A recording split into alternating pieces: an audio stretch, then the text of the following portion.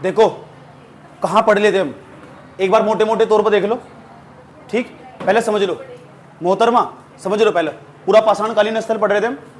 अभी हम पूरा पाषाणकालीन स्थल पढ़ रहे थे, और जब क्लास रुक गई थी, क्लास वाली जब क्लास ली थी कल, उसमें 2 ही स्थलों के बारे में हम समझा पाए थे तुम्हें, सोहन नदी घाटी के बारे में, नर्मदा नदी घाटी के बारे में। आज मैं बेलन नदी घाटी के बारे में बता रहा हूँ, और बेलन नदी घाटी के बारे में बताने के बावजूद तुम्हें बता रहा हूँ पूरा पाषाण काल की ऐसी कौन सी वस्तु जो यहाँ से मिली, कैसे पता लगा 25 लाख साल पहले किया। बता सकते कौन सी विधि का प्रयोग करते हैं पता करने के लिए, कौन सी वस्तु कौन सी पुरानी? कार्बन डेटिंग विधि। कौन सा? हाँ, कार्बन डेटिंग विधि, कार्बन डेटिंग विधि C14 इसका प्रयोग करते हैं। क्या हो पता हो C14 क्या हो? इसे ऐसे बोलते हैं, वो बता कि BSc वाली बता क्या है ये, क्या है ये BSc वाली, B वाली होगी तो। साइंस तो सबने बड़ी, पता क्या हो? 6C12। जिंदगी को धक्के देंगे हमेशा, पढ़ के खोई दिया वहाँ ना फंस इंटरव्यू में, तो बाहर मारा फेंक करूँगा, 1 साल तैयारी और करूँगा। 6C14 का मतलब पता क्या हो? इसे बोल लो आइसोटोप्स। आइसोटोप्स का मतलब समस्थानिक, और समस्थानिकों का उपयोग हम ऐसे ही कर रहे हैं। ये ना कार्बन का समस्थानिक, क्या है? पढ़ाई नहीं करी तमीज से, बताया तो मजा लिया तुम तक, चलो छोड़ दो। अब बताओ किस पढ़ना में किसके बारे में? बेलन नदी घाटी। तो आज की हमारी हेडिंग है बेलन नदी घाटी। कौन से स्थल पढ़ रहे हैं हम? कौन से स्थल पढ़ रहे हैं? कौन से स्थल पढ़ रहे हैं हम? पूरा पाषाणकालीन स्थल। कितने स्थल पढ़ लिए हमने? कितने स्थल पढ़ लिए? कौन से स्थल पढ़े, नाम बताओ। भीमबेटका और दूसरा स्थल कौन सा पढ़ा? कौन से स्थल पढ़ लिए हमने? नर्मदा नदी घाटी में कितने स्थल है? नर्मदा नदी घाटी में कितने स्थल है? कौन से? और दूसरा तू बता, पता ही नहीं, तू धौलाधार दिख रहा तुझे। हथनोरा, धौलाधार कहाँ आ गया यहाँ से? हथनोरा, धौलाधार पर्वत श्रेणी निकल गया, भूगोल हावी हो रहा तेरे ऊपर। बता कितने स्थल पढ़ लिए हमने? तू छोड़ दे, तू बता कितने स्थल पढ़ लिए हमने? कौन से? 2 स्थल पढ़े, 2 नदी घाटी के बारे में पढ़ लिया हमने। एक तो पढ़ लिया हमने इसके बारे में, सोन नदी घाटी के बारे में, दूसरा नर्मदा नदी घाटी के बारे में। जो यहाँ से हमारा यो सोन नदी घाटी में, सोन नदी घाटी क्यों फेमस है?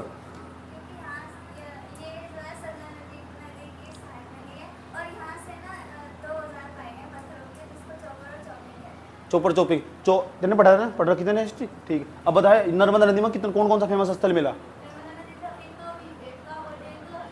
भीमबेटका कौन सी जिले में पड़ेगा? रायसेन जिले में। पता लग गया ना? पता कौन सा काल पढ़ रहे हम? नवपाषाण काल, मध्य पाषाण काल, पूरा पाषाण काल। पूरा पाषाण काल का कौन सा भाग पढ़ रहे? पहला, दूसरा, तीसरा? बनता ही नहीं है, भी पूरा पाषाण काल ही पढ़ रहे भी। मैं कंफ्यूज कर दूंगा ऐसे नाम पूछ कर। अब जाओ उस पर, किस पर? बेलन नदी घाटी पर। अब बेलन नदी घाटी के बारे में जो बताऊंगा ध्यान से समझना, मैं शॉर्टकट में लिखाऊंगा बिल्कुल, क्योंकि यहाँ पीरी में सवाल आएगा, मेंस में नहीं आने का। बेलन नदी घाटी, पहली बात तो पता होनी चाहिए बेलन नदी घाटी कहाँ पड़ती है? ये पड़ती है यूपी में। किस में? यूपी। पता लगा ना चांदनी कहाँ पड़ती है? यूपी बोलना। और यूपी के कौन से जिले में? मिर्जापुर। अच्छा, पता मिर्जापुर क्यों फेमस है? कोई बता मिर्जापुर क्यों फेमस है? बताओ मिर्जापुर क्यों फेमस है? मिर्जापुर जिले का नाम है यूपी के। मिर्जापुर क्यों जिंदगी धक्के दे रही? मिर्जापुर वेब सीरीज है, ऐसा मैं बिल्कुल भी नहीं देखना उस वेब सीरीज को, बिल्कुल भी नहीं देखना। किसी भी लड़की तो देखना ही बिल्कुल भी मिर्जापुर। हाँ, यूट्यूब पर सर्च भी नहीं करना बिल्कुल भी मैं कह रहा हूँ। और धोखे से सर्च करने फिर देख लेना तुम, मैं तो बुरा कोई नहीं होने का। फिर मिर्जापुर के बाद प्रयागराज। कहाँ लिख रही? मिर्जापुर की ना लिखा, नहीं लिखना ना, रहने दो। प्रयागराज प्लस दूसरे नंबर पर जाओ, तीसरे नंबर पर प्रतापगढ़ के मेरे बहुत सारे फ्रेंड है। प्रतापगढ़। अच्छा, एक बड़ा महेंद्रगढ़। कहाँ पड़ा महेंद्रगढ़? बता दो। महेंद्रगढ़ कहाँ पड़ा? महेंद्रगढ़ कौन से राज्य में पड़ा? महेंद्रगढ़। अरे महेंद्रगढ़ वहाँ पड़ा हरियाणा में, वह दिव्य तनवर वहीं के रहने वाली है। ये यूपीएससी की फेमस, कुछ नहीं मतलब जिंदगी धक्के दे, मैचिंग करके पूछा। महेंद्रगढ़, हरियाणा, ये फलाना। रोहतक कहाँ पड़ा? रोहतक भी हरियाणा में पड़ा। संदीप भैया रोहतक का वहीं का था, तो देख लिया नहीं? तो क्या सीख रहे, मजा ले रहे जिंदगी का। मिर्जापुर, प्रयागराज, प्रतापगढ़, ये सारे वे स्थल है जो पूरा पाषाण कालीन स्थल अब इतनी तो बात, इतने तो हल्के में लिया जा सकता, कुछ ना कुछ तो पक्का मिला होगा यहाँ तक। क्या तुम जानना चाहते हो, तुम्हारी इच्छा नहीं हो रही क्या कि जानना चाहते हो ऐसा क्या चीज मिली यहाँ इतने फेमस है? बेलन नदी घाटी, बेलन नदी। अच्छा बेलन नदी किसकी सहायक नदी? बता दे तुम मान जाऊंगा तू। यूपी में, यूपी में कौन सी नदी फेमस है? हिडन। कहाँ हिडन नदी? किसने कहा तू हिडन? बेलन नदी किसकी सहायक नदी बता दो आज, तुम मान जाऊंगा। बहुत मुख्य फेमस नदी। चुल्लू जाना क्या हो? अच्छा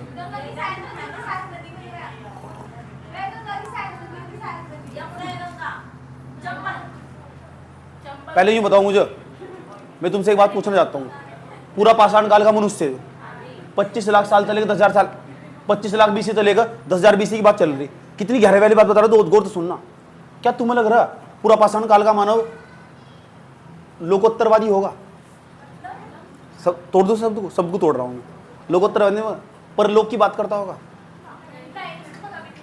ईश्वर की बात करता होगा, किसी देवता की पूजा करता होगा, उसके लिए बेसिक नीड क्या थी? एक्चुअली तुम्हारा दिमाग ही बहुत छोटा है। अभी मैंने कहा 25 लाख साल से लेकर 10,000 साल पहले कितने साल बैठ रहे हैं बताइए? बीच में कितने साल बैठ रहे हैं? 25 लाख से लेकर 10,000 बीसी के बीच में कितने साल बैठ रहे हैं? हाँ तो बता तो रहा हूँ, 90,000 ये बैठ गए, अरे 25 लाख में बैठ गए। इसका मतलब 24 लाख साल के बीच में उसमें कुछ सुधार ही नहीं आया होगा। 24 लाख साल में मनुष्य में सुधार नहीं आया होगा। इंसान की जिंदगी 5 साल पहले कुछ और थी, अब कुछ और हो जा। कोरोना साल काल तो पहले हम कुछ और थे, अब कुछ और। ये सुन नो आया समझो, चांदनी खुश होगी, देखो मेरे साथ ऐसा ही था। ये सुन नो इतनी बात, 10 साल पहले जो तुम थे आज थोड़ा ही ऐसे हो। मैंने कल बताया था तुम्हें, लाइफ स्टाइल में बदलाव होता है और समझ में बदलती है, बदलती नहीं बदलती है। ये सुन नो ठीक। तो ये तो कब की साल बात है? 25 लाख साल की। कब की? कितना कुछ बदल जाए 25 लाख साल में? बदला नहीं होगा, क्योंकि तो जब 25 लाख साल तो मनुष्य 10,000 साल पहले आ चुका ना, बीसी में आ चुका। इसका मतलब वो ना हमने अंदाजा लगाया, अब मनुष्य पूजा करनी सीख चुका, क्योंकि उसे भोजन चाहिए ना, भोजन नहीं मिल रहा, तो उसे उसका एक अलग प्रकार की शक्ति में विश्वास होगा। और उस शक्ति में ना वहां पाया गया, वो मार्त देवी की मूर्ति पाई गई। यहां तक वो ना एक ईश्वरवादी था, एक ही ईश्वर की पूजा करता था, एक देववादी था वो। एक बिंदु भाषा सुनो मेरी, एक देववादी का मतलब एक ही मूर्ति पाई गई। और वो मूर्ति पता कहां से पाई गई? यहां तो पाई मिर्जापुर था। और मिर्जापुर तो जो मूर्ति पाई गई ना, उस मूर्ति का नाम है हमारा मार्त देवी की मूर्ति। बड़ी इंपॉर्टेंट बात बताने जा रहा हूं, ध्यान से समझना। जो मूर्ति पाई गई उस मूर्ति का नाम है भैया मार्त देवी की मूर्ति। मात्र देवी की तुम देखना चाहते हो इसकी मूर्ति कैसी है? दिलचस्प हो ना, भगवान ने गूगल बना के दे रखा है एक, आज समझ में। अब तो सुविधा तुम्हारे पास, उस पर जाओ, टाइप करो माता देवी की मूर्ति कैसी थी। अलग टाइप की मूर्ति थी, उसकी पूजा करते थे ये लोग। इस टाइम का जो मनुष्य, पूरा पाषाण काल का मनुष्य जो आगे गया होगा, लगभग 25 लाख साल में बहुत बदलाव होगा उसमें। जब मूर्ति मिली तो इतनी पुरानी मूर्ति मिल रही, इसका मतलब इस टाइम का मनुष्य ना पूजा में विश्वास रखता था, पूजा पाठ में विश्वास रखता था। तो पूजा पाठ में जो विश्वास रखता उस व्यक्ति को हम क्या बोलते हैं? ईश्वरवादी, निश्वरवादी, आस्तिक बोलते हैं, नास्तिक बोलते हैं। तो अगर यूपीएससी ऐसा सवाल पूछे कि बताओ जो पूरा पाषाण काल का मनुष्य है वो आस्तिक था, नास्तिक था? आस्था में विश्वास रखता था, वो भगवान में विश्वास रखता था। अब वो भगवान में विश्वास रखता था, किसकी मूर्ति मिली यहाँ तो? अच्छा सवाल पूछा जाए माता देवी की मूर्ति कहां से मिली, बता दोगे? मिर्जापुर था, मिर्जापुर सही, मेरे प्रयागराज तो प्रयागराज सही, प्रतापगढ़ तो प्रतापगढ़ सही। अगर इतना नहीं देखा तो इतना पूछेगा। आजकल फेमस है बेलन नदी घाटी, ऐसे बहुत फेमस है वो। पूछना चाहो ये मूर्ति कहां से मिली, मैच करके दिखाओ सर। तो बेलन नदी से घाटी में मैच करते हैं माता देवी की मूर्ति। और जब माता देवी की मूर्ति पे जाएंगे तो समझ जाओ इसका मतलब है एक ही देवी की पूजा कर रहा है, एक ही देवी की, और किसी दूसरे भगवान की मूर्ति नहीं मिली। और जब जो व्यक्ति एक ही देवी की पूजा करता हो, उसके अलावा किसी को न मानता हो, उसे बोलते हैं एकेश्वरवादी। और एकेश्वरवादी को हम भी कह सकते हैं एक देववादी। इसे हम एक देववादी भी कह सकते हैं, एक देववादी। तो बताओ यहाँ का जो मनुष्य है इस टाइम पूरा पाषाण काल का मनुष्य, वो एक देववादी था, नहीं था? और यह जानकारी हमें कहां से मिली? बेलन नदी घाटी कौन सा स्थल है? पूरा पाषाण कालीन, मध्य पाषाण कालीन, नव पाषाण काल। समझ में आया बात? या ठीक, इतनी बात बता दो, मुझे कोई दिक्कत है कहां तक? माता देवी की मूर्ति समझ में आई यहाँ तक? ये सर नो। अच्छा माता देवी की जो मूर्ति ना, माता देवी की मूर्ति इसे ना कौशाम्बी के अंदर, कहा? कोसाम्बी के अंदर एक म्यूजियम वहां रखा गया है इस मूर्ति को। अगर तुम चाहो तो आज भी देख सकते हो इस मूर्ति को, ये आज भी जिंदा कोसाम्बी के अंदर म्यूजियम। म्यूजियम को हिंदी में क्या बोल रहा? म्यूजियम को हिंदी में क्या बोल रहा? म्यूजियम को हिंदी में संग्रहालय बोल रहा। कल भी बता चुका मैं। यहाँ एक संग्रहालय आया, समझ में, संग्रहालय आई, संग्रहालय ना, इस संग्रहालय के अंदर ना इस माता देवी की मूर्ति को रखा गया। कोसाम्बी कौन से राज्य में पड़ा? कोसाम्बी कल को बैठे, कल को वहाँ बैठा गया। कोसाम्बी कौन से राज्य में पड़ेगा? गेस कर, गेस कर, सोच। कोसाम्बी अंधी तो दिख नहीं रहा, तो यूपी के बारे में पढ़ रहा मैं तो, मतलब मूर्ति मिली यूपी में, मैं ठेका लेके जाऊंगा उसे बिहार में। यही तो समझ है, यही तो चाहिए यूपीएससी को। मैं तो सोच भी ले कहाँ पढ़ा रहा हूँ मैं, कुछ भी। मतलब मूर्ति काला कुआ दौलतपुर में आज समझ में, अब पता कहाँ में जा रहे सर? काला कुआ तो वहां से उसमें केरल में वहां लेकर ठेका सर। कोसाम्बी यूपी में पढ़ा नहीं पढ़ा? अच्छा कोसाम्बी क्यों फेमस है बताओ? बौद्ध धर्म के स्थल है, बौद्धिक स्थल है।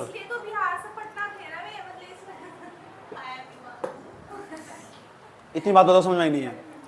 अच्छा बताओ, पूरा पाषाण काल का जो मनुष्य था वो लोकोत्तरवादी था। लोकोत्तरवादी क्या हो है? जो परलोक में विश्वास करता हो, जो परलोक में विश्वास करता हो उसे लोकोत्तरवादी बोल लो। आए समझ में? जो इस लोक की बात ना करता हो उस लोक की बात करता हो। जैसे आज भारत के जितने मनुष्य हैं ना, वे सारे अधिकांश से पीस पाए जाएंगे तुम जो लोकोत्तरवादी। आज इस काल की तो बात नहीं करते, डायरेक्ट कहते हैं दूसरे को भगवान देखा वैसे, ऊपर वाला सब देख रहा है, ऊपर वाला सब देख रहा है, और ऊपर मेरा भाई को खाट बिछा पड़ा वो देख रहा है। ऐसे लोगों को बोलते हैं पता क्या? लोकोत्तरवादी। समझ बात है? इस टाइम का मनुष्य ऐसा था, उसे जानकारी थी।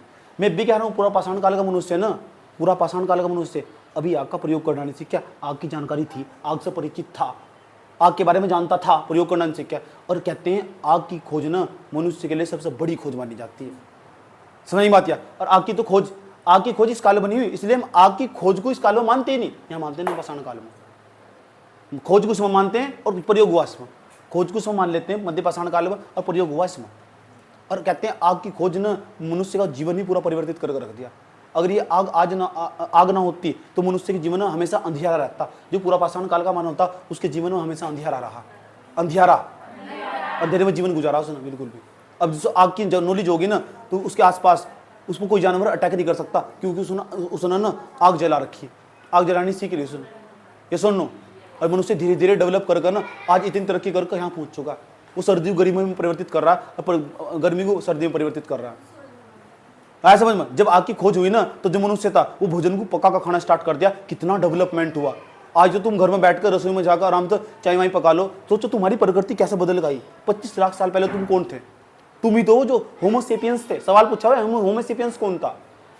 बताऊंगा होमोसेपियंस कौन था। होमोसेपियंस जो मनुष्य का वैज्ञानिक नाम है। इस टाइम पे अगर मनुष्य ने अपने आप को डेवलप कर लिया, और वो धीरे धीरे यहाँ डेवलप नहीं कर पाने का, वो धीरे धीरे जैसा आगे बढ़ता चला जाएगा ना, ये समझ जाओ उसका ना विकास होता चला जाएगा, और मनुष्य और भी सभ्य बनता चला जाएगा। इतना सभ्य बन चुका होगा, कुत्ते को ना मुझे मार कर नहीं खाने का, कुत्ते को उन्हें पास लेटागा। मैं तुम्हें दिखाऊंगा कि कुत्ते तो कैसे प्रेम हुआ सर, इतना प्रेम हुआ कुत्ते तो। कहते हैं अगर किसी व्यक्ति की अगर मृत्यु हो ना, आज भी तुम देखते हो मृत्यु हो और उसकी वो बहुत प्रिय वस्तु हो, उसे उसके साथ दफनाया जा, उसके साथ ही जलाया जा। हिंदू धर्म जलाया जा, उसके साथ वैसे मुस्लिम धर्म दफनाया जा। आया समझ में? उसे बोलते हैं समाधान, समाधि जिसे बोलते हैं। उसकी वो प्रिय वस्तु भी उसके साथ ही दफनाई जाओ। हमारा इतना प्रिय था कुत्ता, आगे जाकर इतना प्रिय हो जाएगा उसका, कुत्ते के साथ मनुष्य के दफनाए जाने के साक्ष्य भी प्राप्त होंगे। और जम्मू कश्मीर तो प्राप्त हुए, बुर्ज होम तक कुत्ते के साथ मनुष्य को दफनाने के साक्ष्य प्राप्त हुए। ये सुन नो, इतना सभ्य हो जाएगा उसे जानो तो इतना। तो बताओ जो इंसान इतना सभ्य हो जाएगा, तो सभ्य हो जाने का मतलब है कि वो उसे बर्बरता तो उसके अंदर खत्म हो जाएगी, लेकिन वो अभी नहीं होने का। जब नवपाषाण काल के आसपास, नवपाषाण काल या मध्य पाषाण काल के आसपास पहुंच जाएगा तो मानव आगे जाके इतना डेवलप होगा। अभी मानव के अंदर इतनी समझ नहीं है, उसे बस खाने का मतलब है, उसे पेट भरना। मैंने पहले ही बताया था तुम, एक इंसान की 3 बेसिक नीड्स हो। समझ में बात है? 3 बेसिक नीड्स हो, पहले नंबर पर उसके अंदर पहले नंबर पर खाना ही आएगा। ये सर नो, चलो इतनी बात बताओ, समझ में आई नहीं आई? इसके बारे में बेलन नदी घाटी के बारे में बता दोगे? बोलो बेलन नदी घाटी कहाँ पड़ती है? बेलन नदी घाटी यूपी के कौन से जिलों में? मिर्जापुर, प्रयागराज, पहला नाम क्या था? इलाहाबाद, प्लस महेंद्रगढ़, प्रतापगढ़। अच्छा महेंद्रगढ़ कहाँ पड़ा? महेंद्रगढ़। रोहतक कहाँ पड़ा? इतने फेमस चीज़ें भी नहीं बताता हूँ, गाने भी इतने सारे बने हुए हैं, इतनी बात बताओ समझ में नहीं है, कोई दिक्कत है यहाँ तक। अच्छा मुझे बताओ, ये जो हमारा बेलन नदी घाटी है, यहाँ से क्या मिला? किसकी? माता देवी की मूर्ति मिलने से तुम्हें क्या पता लगा? इस समय का जो मानव था वो ना लोकोत्तरवादी था, एक ईश्वरवादी था, एक देववादी था, एक ही देवी की पूजा करता था। आए समझ में? चलो कम से कम इतने साल पुराना मनुष्य कम से कम माता की तो पूजा कर रहा है, आगे जाकर कभी माता की पूजा करने वाला नहीं मिलने, तुम सब पिता की पूजा करेंगे। सही बात क्या? भगवानी है नहीं कहीं भी। फिर हाय समझ में? भगवानों के अंदर भी डाइवर्सिफिकेशन नहीं है। डाइवर्सिफिकेशन का मतलब होता क्या? माता कम मिलेगी, पिता ज्यादा मिलेंगे। हाय समझ? अच्छा भगवान, अगर तुम मार्केट में चले गए और देवी देवताओं की तस्वीर खरीद लेगा, देवी की तस्वीर ज्यादा मिलेगी देवताओं की? वहां भी पितृसत्तात्मक सोच इतनी हावी। गद्दी पर कौन बैठेंगे? वही बैठेंगे पूरा। कहीं भी चले जाओ किसी भी धर्म में अंदर, माता नहीं मिलने की। देख लो 25 लाख साल पहले मनुष्य की तमीज माता की पूजा कर रहा है, माता देवी की मूर्ति मिल रही। सबसे पहले मनुष्य ने माता की पूजा करनी सीखी। हमें कितनी बार बता चुका तुम, एक जो लड़की हो ना, एक लड़का हो, लड़की की जो एक लड़की हो और एक कौन हो? लड़का। लड़की का जो पहला प्यार हो वो कौन हो? उसके पिता हो। और लड़के का पहला प्यार कौन हो? उसकी माँ। याद रखना पाती है, फर्स्ट प्रेम। और जैसे जैसे फर्स्ट प्रेम से दूर बन जाना, मैंने तुम्हें समझाया था, वो पहला प्रेम उससे दूर कर देंगे। और लड़की बता क्या सोचेगी? अच्छा तूने मेरे बाप से दूर कर दिया मुझे, फिर दूसरा प्यार ढूंढ कर दिखाऊंगी, और तुरंत निकलने के लग रहा। और लड़का क्या करेगा? उसे उसकी माँ से दूर कर दिया जा। आया समझ में? वो कहे तू ना मेरी दुनिया छीन लेना, मैं अपनी एक अलग दुनिया बना कर दिखाऊंगा तुम्हें। समझ आई बात? यही हम पढ़ेंगे, ह्यूमन साइकोलॉजी का कुछ पार्ट पढ़ेंगे हम। जब हम निबंध पढ़ाएंगे ना तुम, तो हम इसे अच्छी तरह देखेंगे। ऐसे वीडियो में आएगा, बड़ा शौक है वीडियो बनाने का। मनुष्य इस टाइम एक ईश्वरवादी, लोकोत्तरवादी, पूरा पाषाण काल की बात चल रही है ना। अब तो पहचान लोगे ना कि स्टेटमेंट दे दिया जा कि चलो बताओ कि ये कौन सा मनुष्य इस टाइम पर कैसा, उस टाइम पर कैसा, क्रम वाइज विधिवत तरीके से पढ़ाई करनी। आराम से यहाँ तक ये था, मनुष्य यहाँ ऐसा था, यहाँ ऐसा था। कभी भी किसी भी एग्जाम को दो या टेस्ट लगाओ, बिना तैयारी के टेस्ट ही मत दो, फेल ही हो जाओगे। समझ में आती है? दूसरा, जो उसका सिलेबस है ना पूरा पक्का करने के बावजूद तब पेपर बैठो, 100% चांस है कि निकलेगा ही निकलेगा, ना निकलने का तो मतलब ही नहीं बैठता। सही बात है? निगेटिव तो होना ही नहीं बिल्कुल भी। किस चीज से निगेटिव हो रहे? हम देख लो भाई, 3 बार फेल, 2-3 बार फेल हो गए आराम तक, और कॉन्फिडेंस कभी धरातल में नहीं घुसा, चरम पे जाओ ऊपर। दूसरे वाले देखे उनको, तुम देख हम कॉन्फिडेंस आ जा। ये सर नो काहे करना, सोच कभी छोटी नहीं लगनी ना। सही बात है? पैर चाहे गरीबी में लटक जा पूरे के पूरे, नीचे यहां तक धस जा गरीबी में, सोच नहीं कभी छोटी रखनी बिल्कुल भी। छोटा सोचना ही नहीं। छोटी सोच कैसी होगी? छोटे लोगों में रहने से छोटी सोच होती है। तुम कहोगे कैसी बात कह रहे हो? छोटे लोगों का मतलब गरीब लोग नहीं है, छोटे लोगों का मतलब है जिनकी सोच छोटी। उन लोगों में रहो ही मत बिल्कुल भी, खींच लेंगे तुम। यस और नो? तू भाई नहीं पता जानने का। चलो तुम बताओ, आज का मानव कौन है? आज का मानव एक ईश्वरवादी की बहुवादी हो, बहुदेववादी कहाँ? एक देववादी नहीं आए हो। अच्छा आज का मानव, आज का मानव बहुदेववादी। किसी के घर में जाओगे कितनी तस्वीर मिलेगी? समझ में? और इसीलिए डाइवर्सिफिकेशन, साइड में पड़ोस में महिलाएं बैठ जाती है ना, तो एक दूसरे की भगवान की बुराई करने पर लगी हुई। यस और नो? उसे बोलते हैं आज का मानव बहुदेववादी। बहुत सारे शब्दों का मतलब भी क्लियर होगा तुम समझ। समझे? हिंदी के बहुत सारे वर्ड सीखोगे तुम मेरे से। यस और नो? चलो, तो बेलन नदी घाटी के बारे में इतना फैक्ट बहुत, इतना ही लिखना। जो नोट्स है ना उसमें भी इतना ही लिखना, इस तो बात समझ में आ जाएगी। क्यों? अब तो हमारे पास अभिलेख भी है, मतलब वीडियो है, आराम से देख के आराम से रिवीजन कर लिया, क्या दिक्कत होगी? नोट करो, इतना सा नोट कर जल्दी फटाफट, फिर अगले वाले स्थल के बारे में बताने वाले। अच्छा एक बात बता दो मुझे, आज तुम एक बात बता दो, रुझा मूर्ति या माता देवी की कौन सा काल पढ़ रहे? पाषाण काल में सारी चीजें कहीं की मिली? 4 ऑप्शन दूंगा, बता सो मूर्ति कहीं की बनी हुई होगी? ऑप्शन ही देने दिया। ये तो पीस चाहिए मुझे, यही तो चाहिए। ये जो सवाल पूछा वहां से, माता देवी की जो मूर्ति मिली वह कहीं की बनी हुई थी? कांसे की, तांबे की, चांदी की, समझ पत्थर की? तो मूर्ति पत्थर की, पाषाण काल की बात चल रही है। कोई गधा ही होगा, जो जो मारा जाएगा चांदीप सोने तांबीप। तो हमें तीसरा जो उससे पूरा पाषाण कालीन स्तर मिला ना, तीसरे नंबर पर जाओ। अब हम पढ़ेंगे कोरेगांव। अब पूरा नाम है भीमा कोरेगांव। बता सको भीमा कोरेगांव क्यों फेमस है? इसलिए फेमस है। अभी क्यों फेमस है? इतिहास पढ़ रहे पूरा पाषाण कालीन स्तर मिला गया यहाँ था। अरे भाई 25 लाख साल पहले, यानी इसका मतलब इसके बीच 10,000 BC के बीच मनुष्य ना अब जा इतना सभ्य होगा वो बस्ती बनाकर रहना स्टार्ट कर दिया। कैसी? आज भी देखो पूरी बस्ती नहीं होती। ये कौन सी बस्ती? ऐसी कैटेगरी वालों की बस्ती। पीछे जाओ, इधर साइड में जाओगे, कश्यपों की बस्ती मिलेगी। ऐसी बस्ती की पहली बार साक्ष्य प्राप्त हो रहे कोरेगांव से। और कोरेगांव पता कहां पड़ा? भीमा कोरेगांव। ये कोरेगांव पता कहां पड़ा? महाराष्ट्र के अंदर। महाराष्ट्र कहा था ना तुम्हारी सोच नहीं जाने की, यहाँ तो छोटी सोच रखो तुम। सही बात है, बड़ी सोचा करो। तो महाराष्ट्र के अंदर पड़ा, महाराष्ट्र के अंदर पड़ेगा। ये बार बार पूछो, मैचिंग करके पूछेगा। कोरेगांव मैच कर देंगे हम, इस पर मैच कर देंगे कोरेगांव को, किस पर? महाराष्ट्र पर। क्या मिला यहाँ तो? मानव की बस्ती के साक्ष्य। मानव की बस्ती। कौन सी बस्ती? मानव की बस्ती के साक्ष्य। मानव की बस्ती के साक्ष्य मिले यहाँ। ये सर नो, इतनी बात बताओ, समझ में ही नहीं है कोई दिक्कत? अगले वाला भाई इतना याद रखना। भीमा कोरेगांव। भीमा कोरेगांव का कहाँ पड़ेगा? कोरेगांव। मुझे भीमा कोरेगांव, मैंने मूवी देख उसका यही हार्ड ओड पीट दिया, टेलर आ रखा, उसका जरूर देखना। कोरेगांव है ना, जो कोरेगांव है ये पड़ेगा महाराष्ट्र के अंदर। और यहाँ तो मैंने मानव की बस्ती के साक्ष्य। आज तो पहले कभी भी मानव की बस्ती के साक्ष्य कहीं नहीं मिले थे। सबसे पहली बार, सबसे प्राचीन मानव की बस्ती के साक्ष्य यही थे मिले, कोरेगांव से, महाराष्ट्र के अंदर से। कभी महाराष्ट्र के अंदर घूमने जाओ ना और कोरेगांव का नाम सुनो तो एक दिमाग में आ जाना चाहिए, यार यहाँ तो पहली बार मानव की बस्ती के साक्ष्य मिले यहाँ तो। अब बार बार मैचिंग करके पूछे सवाल। ये सर नो, पुराना नोट्स हो ना उसके बाद अंदर ही अपडेट करते रहना। समझ ये बात? और नहीं है ना तो नया साथ साथ बना सकते हो जिसके पास टाइम है। ये सर नो।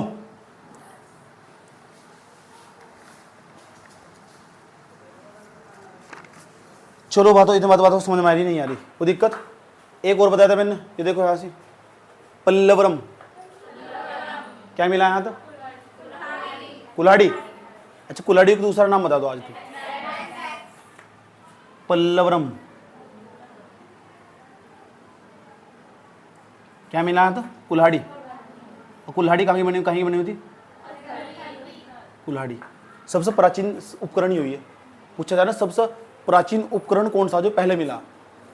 कुल्हाड़ी। कहाँ से मिला? पल्लवरम। कहाँ पड़ेगा?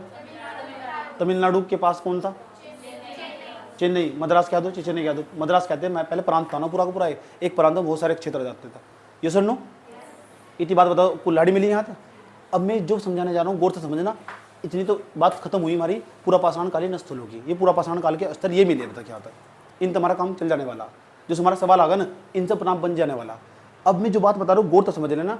इस पूरा पाषाण काल को मैं ना अपनी सुविधा के लिए इस 25 लाख से लेकर 10,000 साल के बीच में मनुष्य का जीवन बदला होगा। ये 25 लाख साल का इतिहास है। अब बदला होगा जीवन तो हो सकता सूर्य के 10,000 साल उसका इतिहास कुछ और रहा हो, सूर्य के 5 लाख साल, सूर्य के 10 लाख साल उसका इतिहास कुछ और रहा हो, अगले 15 साल में उसका स्थिति कुछ और रही है, बदला होगा। तो मैं इसे भी बांट रहा हूँ, क्योंकि मनुष्य की स्थिति कभी भी एक जैसी नहीं थी।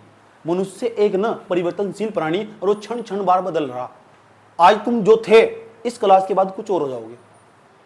सही बात है। इसे क्षणिकवाद का हम सिद्धांत भी कहते हैं। गौतम बुद्ध ने साफ साफ कहा मनुष्य परिवर्तनशील प्राणी और उसके अंदर बदलाव होगा ही होगा और उन्हें उन परिवर्तनों के साथ जीना ही होगा। ये मनुष्य ने, गौतम बुद्ध ने साफ साफ संदेश दिया। और यहाँ देखो 25 लाख साल से लेकर ये 25 लाख साल के इतिहास के दौरान मनुष्य कितनी बार बदला होगा। उसके शरीर में बदला हुआ होगा, उसकी रहन सहन में बदला होगा, उसकी जीवन शैली में बदला होगा, जलवायु में बदला हुआ हो चुका होगा। पहले उसके पूरे शरीर पर बाढ़ पाए जाते थे, पूरे शरीर पर। जैसे जैसे पृथ्वी गर्म होती चली गई पूरे शरीर से गायब हो गए, फिर उसे ठंड लगनी स्टार्ट हुई, उसने अपने आप को ढकना शुरू कर दिया। तो बदलाव आया नहीं आया बदलाव उसके जीवन में। तो इसलिए कह रहा हूं मैं पूरा पाषाण काल को भी अध्ययन की सुविधा के लिए हम 3 भागों में बांट लेते हैं। कितने? पढ़ाई ऐसी करनी चाहिए कि इसके बाद कुछ सभी खत्म हो जाए, बस ऑप्शन ही खत्म हो जाए, उसके बाद उसे रिवीजन करना पड़े। अब मेरे तो सुनने के बाद रिवीजन करने का मतलब नहीं बैठता। फिर समझ बात है, मेरे तो सुनने के बावजूद क्लास में सुनने के बावजूद रिवीजन करने का मतलब नहीं बैठता। सुन लेना ध्यान से अच्छे तरीके से। अब बताओ, मैं इसे बांट दूंगा 3 भागों में, ये लिख लेगा तुमने सारा का सारा। भीमा कोरेगांव पल्लवरम लिख लेगा यहाँ तक, ये पल्लवरम, ये भीमा कोरेगांव नहीं लिखा है, लिखो जल्दी फटाफट, मैं हटा रहा हूँ फिर नहीं तो।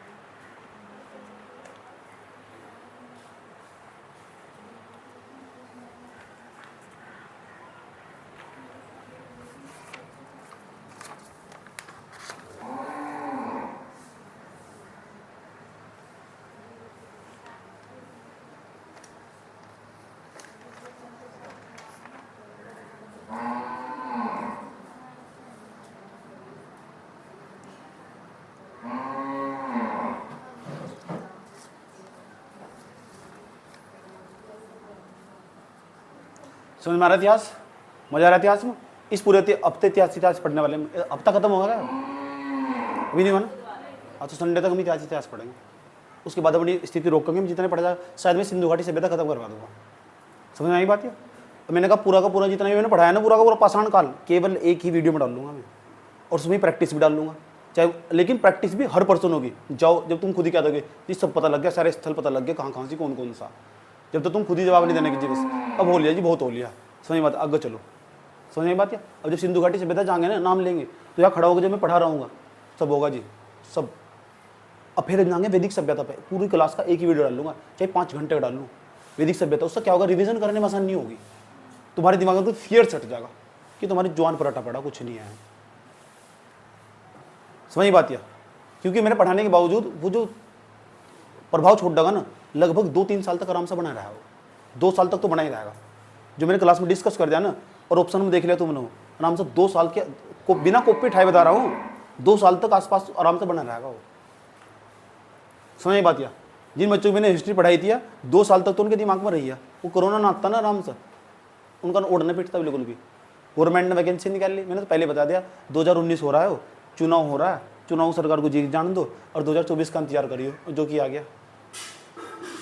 और अब मैं फिर कह रहा हूँ, जो बच्चा 2024 से पहले नौकरी नहीं ले पाया ना, 5 साल और जोड़ कर चलना, अगर बीजेपी गवर्नमेंट आई तो वैसे ज़्यादा चांस है, मेरे हिसाब से मुश्किल आ गई गवर्नमेंट आगे तो पूर्ण बहुमत की सरकार नहीं आने की, क्योंकि INDIA एक अलायंस बनाया, पूरा का पूरा गठबंधन बनाया उन्होंने, इंडिया नाम का गठबंधन। समझ में आया बात? ये तो हो सकता है पूर्ण बहुमत की सरकार आने भी नहीं चाहिए। समझ में आई बात? पूर्ण बहुमत की सरकार ना लोकतंत्र के लिए हानि हो, लोकतंत्र ना बेचारा तड़फ रहा आत्मा की तरह, कह रहा मैं लोकतंत्र हूँ। मोदी जी आते हैं, राज्यसभा के जो सांसद संजय सिंह उन्हें भी सस्पेंड, बेटा जाओ। राहुल गांधी जो इतने अच्छे वक्ता, जिनकी छवि सोशल मीडिया द्वारा खराब करी गई, इतने पढ़े लिखे व्यक्ति जिन्हें पप्पू घोषित कर दिया गया, ऐसा समझ, उनकी छवि खराब कर दी गई, चलो आ जाओ तो बेटा तुम भी घर जाओ, सांसदी छीन ली उनकी।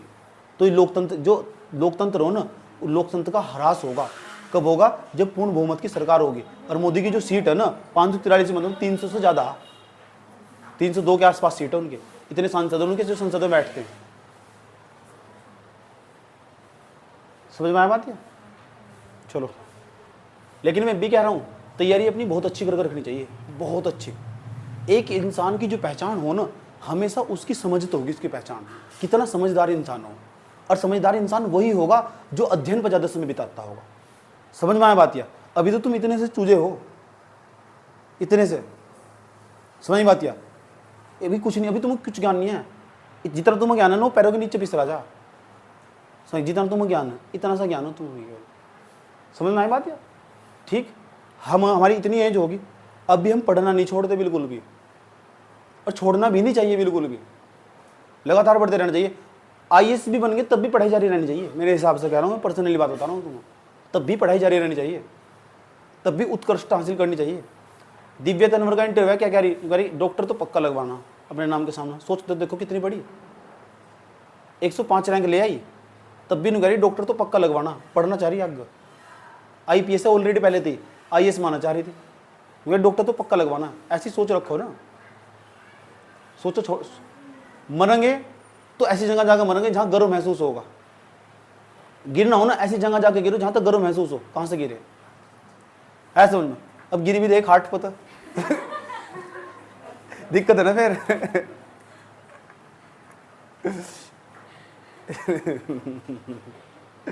इतनी बात बताओ, समझ में आई नहीं आई?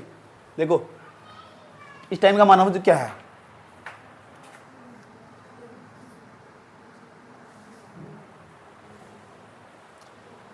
पूर्व पाषाण काल का जो मनुष्य, पूर्व पाषाण काल को पूरा पाषाण काल क्या देते हैं? ये पूर्व मध्य पाषाण काल होगा। कुछ ज्यादा खास जानकारी नहीं मिलती इसके बारे में, छोड़ देंगे हमसे। पूर्व पाषाण काल ही पूरा पाषाण काल है। मैं भी कह रहा हूँ इसके बारे में सब पढ़ा दे तुम्हें। अगर मैं कह रहा हूँ पूरा ये पूर्व पाषाण काल के स्थल है, हाँ ये पूर्व पाषाण काल के स्थल है, ऐसे कह सकते हो। पूर्व मध्य पाषाण काल जिनको ज्यादा खास जानकारी नहीं है, बस इसकी जानकारी है इसके बारे में। जो औजार थे ना, वो धीरे धीरे छोटे करने स्टार्ट कर देगा, और छोटे करने स्टार्ट कर देगा। उच्च पूरा पाषाण काल को यहाँ तो तभी से समझो, गौर तो समझो। यहाँ का जो मनुष्य है ना, इतना डेवलप हो चुका, पत्थरों को लेकर इतना डेवलप हो चुका, उसने पत्थरों की घिसाई करनी स्टार्ट कर दी। पत्थरों की जब घिसाई करना स्टार्ट कर देगा, अब पत्थर मुगो से घर में पत्थर पड़ा हुआ, घिसाई, मार्बल में चमक मार, इसलिए चकमक उद्योग का विकास हुआ। चकमक उद्योग, सारी चीज अपनी गुफाएं बना रहा ना, पत्थर लगा रहा, गजब तरीके से पत्थर लगा रहा, चमकते हुए पत्थर लगा रहा, घिसाई करनी सीख चुका है यहाँ का मानव। चकमक उद्योग का निर्माण हुआ है। चकमक उद्योग कौन सा? यहाँ का जो मानव है ना, इतनी समझ डेवलप हो रही उसकी, यार नु कह रहा है ये पत्थर तो अच्छा लग रहा है, ये वाला पत्थर अच्छा लग रहा है, वही अपने घर में उठा के ले आया। उसने सोचा अपने घर में दीवार बनागा, चारों तरफ तक अपनी गुफाएं बनागा, ये कहीं की बनागा? चमकते हुए पत्थर की बनागा, भद्दे हुए पत्थर की बनागा। ऐसे मन धूप में अलग ही चमक मारा तो धूप में अलग ही चमक मारेगी। तो चकमक उद्योग का यहाँ विकास हुआ। कौन सा उद्योग? चकमक उद्योग। चकमक उद्योग मैं लिखने को बहुत कम दे रहा हूँ, समझा रहा हूँ, पहले बता रहा हूँ तुम्हें। चकमक उद्योग, और यहाँ का मनुष्य ना, जब चकमक उद्योग का विकास हुआ, पहली बार इंडस्ट्री लगाना सीखा वो। समझ बात है? एक आदिमानव दूसरे आदिमानव के पास जाएगा, तेरे पास पत्थर पड़े हुए, चल तू मेरे से इतना सा मांस ले ले, अरे मांस लेने के बावजूद तेरे पास मांस चला जाएगा। समझ में आई बात है? मेरे पास उद्योग, मेरे पास पत्थर है, चमकते हुए पत्थर, तो उद्योग भी तो एक प्रकार का इंडस्ट्री का विकास नहीं होगा यहाँ एक प्रकार का। चकमक उद्योग प्लस यहाँ का मनुष्य ना समझ डेवलप हो चुकी, पत्थरों की घिसाई करनी सीख चुका। चकमक उद्योग का मतलब जानते हो? चकमक उद्योग का मतलब पत्थरों की घिसाई करनी। नीचे लिखे तुम तीर का चिन्ह खींच के, पत्थरों की घिसाई, पत्थरों की घिसाई करनी सीख चुका। जो मानो पत्थरों की घिसाई करनी सीख चुका, इसका मतलब पत्थर चमकना स्टार्ट हो जाएगा। और यहाँ का मनुष्य इतना डेवलप हो चुका है, अब वो ना होमोसेपियंस के नाम से जाना गया। होमोसेपियंस, यही का उच्च पूरा पाषाण काल का जो मानव वो होमोसेपियंस। ये पूछा जाएगा पेपर में पर्सन। सही बात है। और आज के मानव को हम सब होमोसेपियंस की औलाद, हम सब होमोसेपियंस की औलाद। समझ में आई बात है? होमोसेपियंस,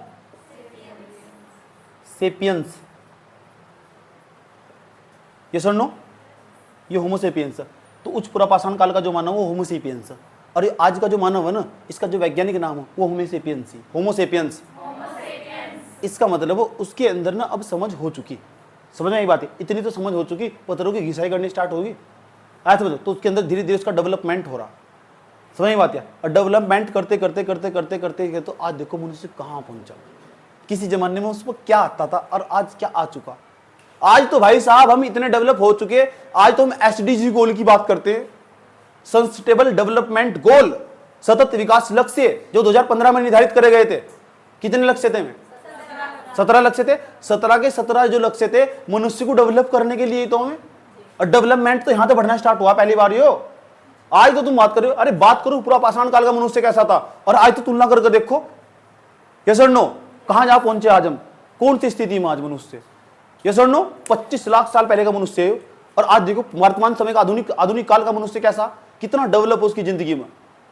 समझ नहीं बात यार। और इतिहास के जो मेरे दोस्त, मैंने तुम्हें बताया था, उन्हें और कुछ काम नहीं है, सारे दिन ऐसी बातें करते रहते हैं बैठ कर आपस में।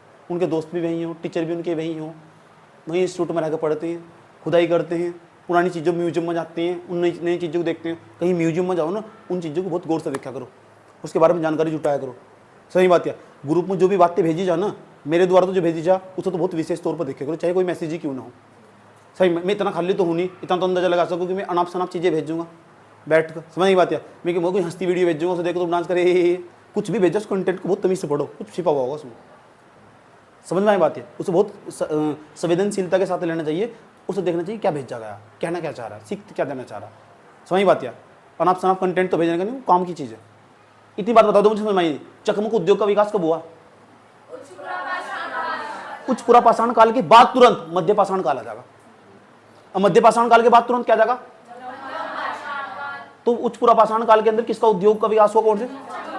चकमक का मतलब समझ गए, पत्थरों क्या हुई, और जब पत्थरों घिसाई होनी स्टार्ट हो जाएगी, पत्थर कैसा अगर चमका, और चमकेगा तो कौन सा उद्योग बन जाएगा?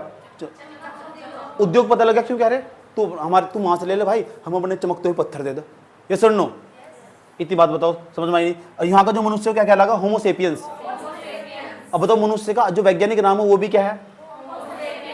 होमो सेपियंस नहीं है, होमो सेपियंस। वहाँ किताबों में लिखा हो ना होमो सेपियंस, सेपियंस होमो हो।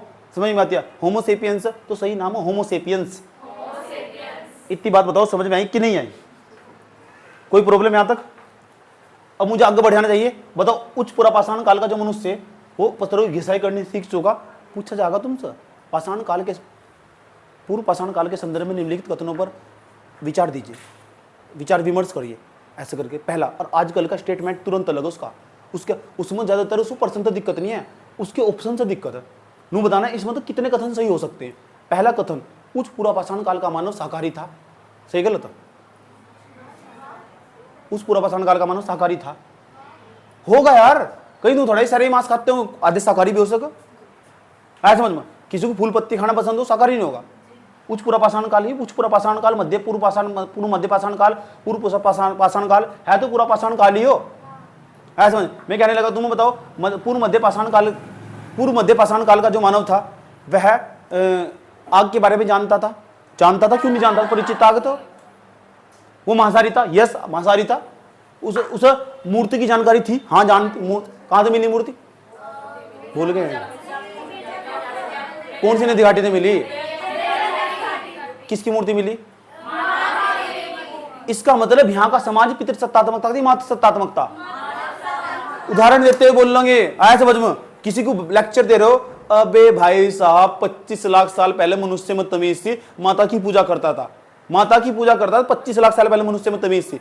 पूरा पाषाण काल का मनुष्य सीख लो जाकर। यस और नो? इतनी बात बताओ समझ में आई कि नहीं आई? चलो उसके बाद दूसरा, और बताओ। चलो यहां तक लिख लिया तुमने? लिख लिया? ये वाला डिवीजन कर लो, ऐसे करके इसका डिवीजन कर लो। डिवीजन करने के बाद ये लिखो यहां तक, चकमक उद्योग।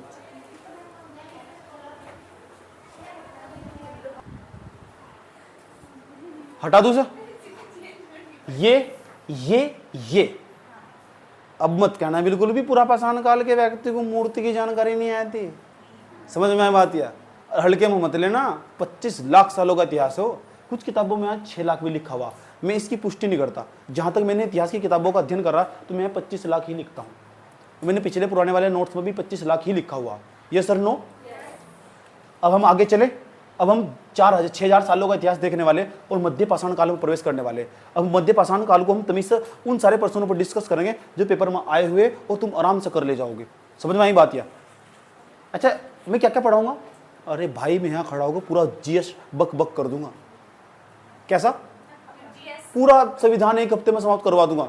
लेकिन मैं बैठूंगा तो 4-5 घंटे बैठूंगा, जब जाकर संविधान खत्म होगा। एक हफ्ता चलाएंगे हम सब्जेक्ट को। इस हफ्ते हमने हिस्ट्री पकड़ रखी, हिस्ट्री की जगह अगले हफ्ते हम पॉलिटी पकड़ लेंगे बीच में जाकर। रिवीजन देखो क्यों नहीं रिवीजन होगा? ये सर नो आया समझ? बीच में हम जाके एक हफ्ता पूरा मैथ चलाएंगे, पूरा एक हफ्ता मैथ में हम पता क्या क्या पढ़ने वाले, 9th 10th 11th 12th कुछ चैप्टर जो तुम्हें फ्यूचरिस्टिक काम आएंगे तुम्हारे, उस मतलब भी कुछ चैप्टर पढ़ने वाले हैं। समझ में आया बात? ये सर नो? डरना नहीं, हम खड़े हुए हैं ना तुम्हारे सामने, बोलते हैं ना एक बार आराम से आएंगे तो सारा वो फियर सट जाएगा दिमाग में। नहीं आने का यार मेरे को 11वीं का मैथ नहीं आता, यार मेरे को 10वीं का मैथ नहीं आता, मैंने तो मैथ पढ़ा ही नहीं, मैं तो बहुत कमजोर हूँ। कितना दिन लगा पूरा करने में? सो 8-10 दिन, 10 दिनों पूरा मैथ खत्म हो लगन से बैठो तो।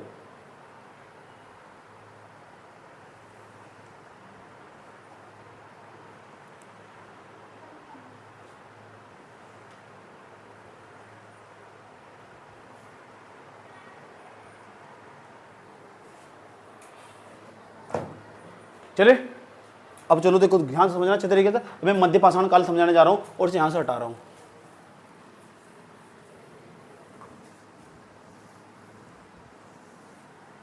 अभी पुराना नोट्स भी पढ़ेंगे, पहले समझा रहा हूं। पुराने नोट्स में क्या कुछ मैंने अच्छे अच्छे चित्र बनवा रखे, जैसे पेपुल क्या हो, खुरचनी क्या हो, स्क्रैपर क्या हो, सब बता रखा है मैंने।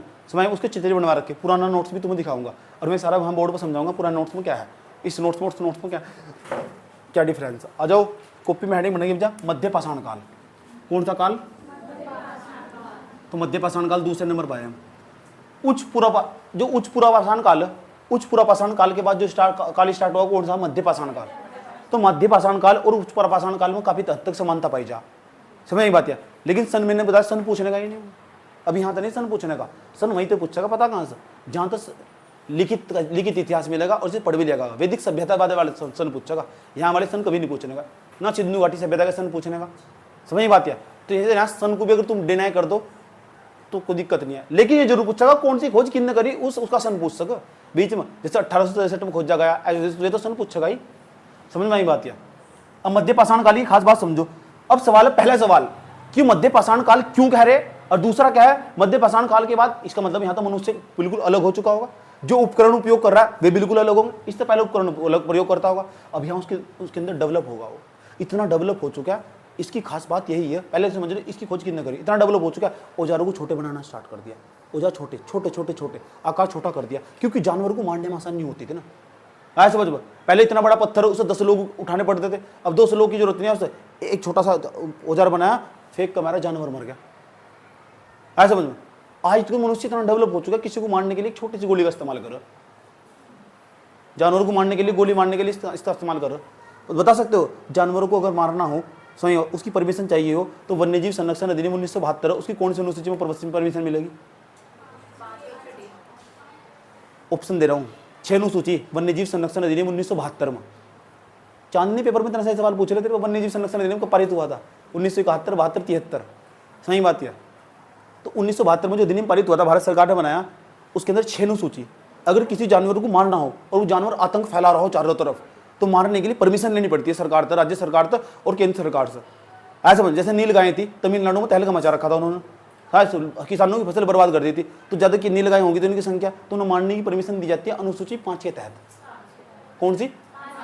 तो किसी जानवर को मारना हो तो परमिशन लेनी पड़ती है, अनुसूची 5 में लिखा हुआ, उसे रिलीफ दिया जा सकता और विपरीत परिस्थितियों में उसे मारा जा सकता जानवर को, अगर वो मनुष्य को हानि पहुंचाता या समझ या नुकसान पहुंचाता, और तो आत्मरक्षा के लिए उस जानवर को मारा जा सकता है। ये सब जो नए वाले दिन है उसको 4 में कर दिया, उसे जो संशोधन हुआ।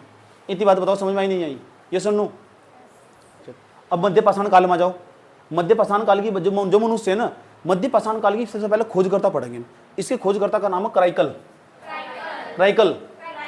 इन्होंने जो खोज करी ना, या करी 1857 ईस्वी में, 1857 ईस्वी में ना, 1857 ईस्वी में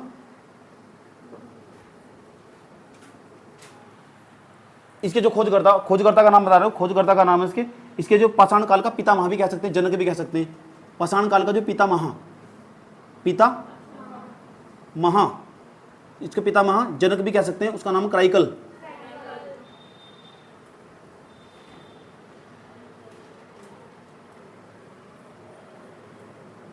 कराइकल या क्या कीजिए, रह की जगह कभी कभी किताबों में लै भी मिलेगा, मैंने कहा मिस प्रिंटिंग देकर रखा अलग अलग किताब में, तो क्राइकल कलाई कर, तो इस तरह का नाम लिखा हुआ ना, ऐसा नाम तो समझ जाना इसका ही बात। खोज करता तक पूछा नहीं, पूछ रहे हो तो मैंने फिर ही बता दिया, कोई चांस नहीं है, समझ बात। नहीं मिलने का रहने तो उसमें नहीं मिलने का, मैं नहीं मिलने का, मुझे पता ना, मेरे नोट्स तो मध्य पाषाण काल होगा 1857 ईस्वी में, इसके खोज करता थे, उसका नाम क्राइकल थे, क्राइकल महोदय के द्वारा इसकी खोज करी गई। चलो अच्छा आगे चलते। इस काल की खास बात है, इस काल की खास बात है, जो पत्थर है ना, पत्थर के जो औजार है छोटे छोटे छोटे छोटे होते चले जाएंगे, सारा पत्थर छोटे छोटे भागों में टूट जाएगा, इतना छोटा हो जाएगा कि जानवर को मारना आसान हो जाएगा इसके लिए। और जब इतना आसान हो जाएगा कि धीरे धीरे धीरे धीरे इसमें जितने भी औजार मिले सारे के सारे इतने छोटे हो गए, इस पूरे काल को 6000 साल के इतिहास को, पूरे इतिहास को माइक्रोलिथ एज के नाम से जाना जाए। माइक्रोलिथ एज, लघु पाषाण काल, तो मध्य पाषाण काल ही लघु पाषाण काल है। लघु पाषाण काल इसलिए कह रहे पत्थर के औजार बहुत छोटे हो गए, इतने छोटे हो गए, इस पूरे काल का इनाम 6000 साल के इतिहास को बना, पता क्या कह दिया, लघु पाषाण काल, इसलिए फेमस हो। ऐसा समझो, पत्थर के जो पत्थर थे ना यहाँ के, पत्थर बहुत छोटे छोटे हो गए, यहाँ के जो पत्थर थे, पत्थरों का छोटा होना। अब पत्थर छोटे हो गए तो ये जो काल है, कौन सा काल कहलाएगा, लघु पाषाण काल, लघु पाषाण काल। और लघु पाषाण काल का नाम नहीं पूछता हो पेपर में, क्योंकि इस चीज को ये ना इंग्लिश में माइक्रोलिथ एज कहते हैं, माइक्रोलिथ एज इसे कहते हैं माइक्रोलिथ एज, और इंग्लिश का नाम हिंदी में लिखो माइक्रोलिथ, माइक्रोलिथ एज, एज का मतलब क्या हो, काल। ये सुन लो, इतनी बात बताओ, समझ आई नहीं। और क्यों फेमस है ये भी समझते हो, और क्यों फेमस है, ऐसी क्या खास बात है। यहाँ का जो मानव है ना, इसकी जीवन शैली देख लो क्या है। नमस्ते। यहाँ इससे पहले का जो मानव था वो बड़े बड़े जानवरों का शिकार करता था, बड़े बड़े जानवरों का। बड़े बड़े जानवर पता कौन कौन से, पूरा का पूरा शेर हुआ, हाथी हुआ, भालू हुआ, बड़े बड़े जानवर। और यहाँ तो ही नहीं हो, इस काल में आया हो, वो इतना सेल्फिश होगा, इतना स्वार्थी होगा, तो उसने ना सिर्फ छोटे छोटे जानवरों का शिकार करना स्टार्ट कर दिया। इतना स्वार्थी होगा जानवर, आज समझो, भेड़ को मारना स्टार्ट कर दिया, बकरी को मारना स्टार्ट कर दिया, छोटे छोटे जो हिरण के बच्चे थे उन्हें मारना स्टार्ट कर दिया। ये सर नो, तो छोटे जानवरों का शिकार यहाँ ज्यादा बढ़ता दिखाई दे, क्यों, उसके पास छोटे हथियार अब जा, समझ बात है, वो अपने लिए भोजन आराम से जुटा सकता। यहाँ छोटे छोटे जानवरों का शिकार हुआ, भेड़ बकरियों का, भैंसों का, जंगली भैंसों का, इनका शिकार होना स्टार्ट कर दिया, जो छोटे छोटे जानवर से। इतनी बात बता दो, मुझे समझ में आ रही नहीं आ रही, इतनी बात तो समझ जाओगे, वीडियो मौजूद है वहां से बोल के बताया गया, समझ बात है। वीडियो देखो तो गहरी समझ डेवलप होगी। मान लो बीच में छुट्टी भी रख दी गई ना, तो तुम्हें छुट्टी का समय इस तरह व्यवस्थित करना कि मुझे वीडियो देख ही लेनी चाहिए। अभी तो मैंने देखी थी और दोबारा मैं देख लूंगी ना, तो मुझे गहरी समझ डेवलप हो जाने वाली, कुछ तो बात होगी इसके अंदर, समझ बात है। अपने समय को हमेशा बहुत सही ढंग से इस्तेमाल करना चाहिए। मान लो तुम 2 घंटे भी घर जाकर खाली बैठे हुए ना, तो सोचो भाई खाली बैठ कर मिलने वाला भी क्या है, भाई जी सही तो कह रहे थे, अपने ज्ञान को बढ़ाओ ना, क्यों रोक रहे हो तुम अपने ज्ञान को, समझ में। 2 घंटे का सही इस्तेमाल करो, अच्छे लोगों के साथ बात करो, उस इंडस्ट्री के लोगों से कभी मत बात करो जो इस इंडस्ट्री में है ही नहीं बढ़ना चाहेगा तुम हो, कभी नहीं जानेगा तुम्हारा भला। मैं रियलिटी बात बता रहा हूँ, तुम्हारा खुद का सही वसा का बहन भाई नहीं जानेंगे, तुम कभी आईएएस बन जाओ, मैं गारंटी दे रहा हूँ, लिख कर ले जाना चाहो, आज सगा बहन भाई नहीं जानेगा तुम्हारा, सही बात है। एक अंदर घरना अंदर रहेगी, उसके अंदर तुम उसका भला चाहोगे, क्योंकि तुम एथिकल वैल्यू तुम्हारे अंदर डेवलप हो चुकी, वो नहीं जानेगा, उसका ज्ञान का विकास इतना नहीं हो पाया, उसे तेरी समझ नहीं है, तुम समझा बुझा करके ले जाओगे उसे। तुम पढ़ाई भी तो बड़ी कर रहे हो, सोच भी तो बड़ी रखते हो, ये सर नो, इसलिए इस बात को ध्यान में रखो, समझ नहीं बात है। तो किन लोगों के साथ बात कर रहे हो, ये तुम्हारे लिए फायदेमंद हो सकता नहीं हो सकता, नहीं, बाहर तो तुम लोग तुम्हें लगा तुम्हारी तारीफ कर रहे हैं, तुम्हारे लिए फायदेमंद, लेकिन तुम्हारे लिए ही नुकसानदायक हो वो, समझ में आया बात यह। इसलिए अपने ज्ञान का हमेशा अपने ज्ञान को हमेशा बढ़ाना चाहिए, कभी नहीं रोकना चाहिए बिल्कुल भी। मैं आज नौकरी ना करूं, मैं इतनी गदावाई के साथ जैसा तो किसी भी क्षेत्र में चला जाऊं तो मैं भूखा तो मरने तरह बिल्कुल भी, क्योंकि मेरे पास वो चीज़ है कि जब जहाँ भी चला जाऊंगा ना, उसे बैठ जाऊंगा, उसका प्रचार प्रसार हमेशा करना शुरू कर दूंगा, समझ में आया बात ये, ठीक। तो यही तो खास बात है, किसी की नौकरी में जरूरत नहीं है, एक बार ज्ञान बढ़ा लो। एक बार अगर भेजे में होगा ना, तो कहीं भी किसी भी स्कूल में जाकर, किसी भी कोचिंग सेंटर में जाकर ही पढ़ाओगे, रकम ही रकम कमाओगे। पढ़ा हुआ ना, पूछे क्या पढ़ रखा है, हिस्ट्री में बहुत अच्छा पढ़ा सकती हो, वहां तो बहुत छोटे लेवल की हिस्ट्री पढ़ाई जाएगी। तो अभी तो तुम यूं नहीं है कि केवल तुम आईएएस की तैयारी के लिए या नौकरी की तैयारी के लिए, नहीं, टीचिंग में इतना पैसा ऐसी तैसी हो जा, आईएएस की नौकरी फेल हो, जितनी आईएएस वालों को तनख्वाह मिला ना 55-56 हज़ार रुपये, उससे ज़्यादा कमा रखा मैंने ना, ऐसा बजो उससे ज़्यादा, बस उनके पास पावर हो। समझ बात है। 42 हज़ार रुपये हैंड टू सैलरी मिलेगी, पहली बार तुम लबासन में कदम रखोगे, 42-43 हज़ार रुपये इतनी सैलरी मिलेगी, लेकिन पावर हो ज़्यादा और इमेज हो। समझ में आए बात यह। इसलिए अभी टाइम है ज्ञान अर्जित करने का, और पूरा 2 साल लोग करके, कितना 2 साल लोग करके चुपचाप किताब पर बैठ के 24 घंटे लिखने पर, हर दिन लिखना। सही बात है। 12 घंटे बीच होने चाहिए यूपीएससी की तैयारी करने वाले के, 12 घंटे खुद के सवाल। जो बच्चा 12 घंटे बैठ कर खुद पर अपने आप मेहनत कर रहा है ना, 4 घंटे क्लास में और 8 घंटे खुद की घर की मेहनत, बुद्धि का विकास हो उसकी। 12 घंटे का मतलब है 12 घंटे उसकी पढ़ाई में बिजी, इसका मतलब है दूसरे वाले पड़ोस के बच्चे तो 12 दिन आग गए। पड़ोस का बच्चा पता है जो तैयारी नहीं करता, वो 1 घंटा पढ़े कुल, और 1 घंटा में भी उसके 4 घंटे उसके सामने फोन नहीं आएगा, क्या पढ़ता होगा वो। इतनी सी सोच हो उनकी, इतनी सी। समझ में की बात है। तो लिखना नहीं छोड़ना बिल्कुल भी। बात समझ में आ रही क्या करने की कोशिश करी जा रही। डेली लिखना हमारे हाथ को फॉलो करो भाई। और कोई तुम्हें बार बार थोड़ा ही समझाने आएगा, किसी पे कहाँ इतना टाइम रखा होगा। समझ पाया बात ये।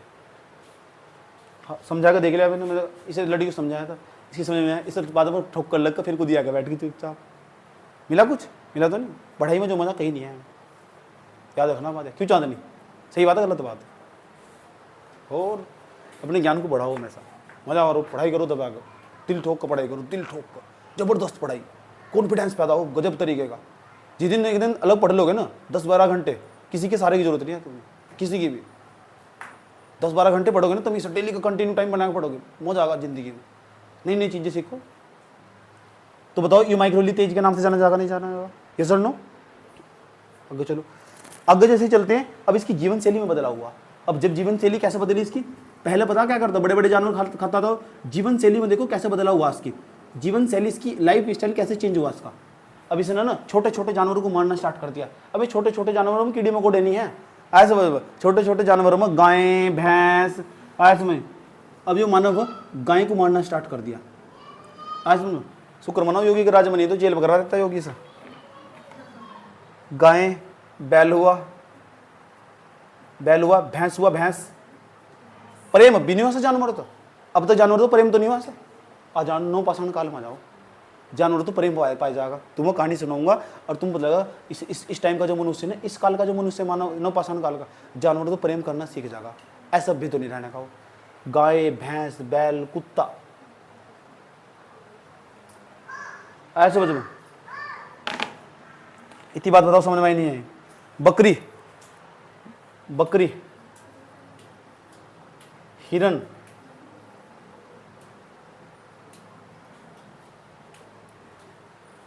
एक स्टेटमेंट पूछता हूं, देखिए कितनी बुद्धि तुम्हारे अंदर। मध्य पाषाण काल का मानव बड़े जानवरों का शिकार करता था। मध्य पाषाण काल का मानव, मध्य पाषाण काल का पूछ रहा है मैं, पूरा पाषाण काल का पूछ रहा है क्या? छोटे जानवरों कर रहा है बड़े जानवरों कर रहा हो? मध्य पाषाण काल का मानव छोटे जानवरों बड़े जानवरों का शिकार करता था। स्टेटमेंट सही है गलत है? क्यों नहीं करता होगा? जब उसे बना जानवर फंस जाएगा क्यों नहीं करता होगा? कहाँ यार तुम्हारा कहाँ बुद्धि? जो काम यहाँ पहले कर रहा होगा तो भूल चुका होगा वो, अब भूल चुका होगा वो, अब भूल चुका होगा। मुझे बता दो, जो काम यहाँ करता होगा वो करता नहीं होगा, जाकर छोड़ देगा वो काम वो।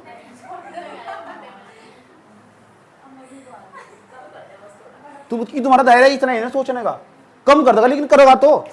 ऐसे समझ, अगर तो बड़ा जानवर मिल गया, भूख लग रही 4-5 दिन का भूखा हो, ऐसे समझ में, अच्छा करेगा नहीं करेगा? और तो तुम मना क्यों कर रहे? सोच नहीं बढ़ पाई ना अपनी, सोच नहीं बढ़ पाई। और जो मैंने लाइन पूछी ना, सेम लाइन पूछी, सेम दोहरा रखी सवाल पेपर में, सेम सवाल पेपर में दोहरा रखा उसने, यही स्टेटमेंट।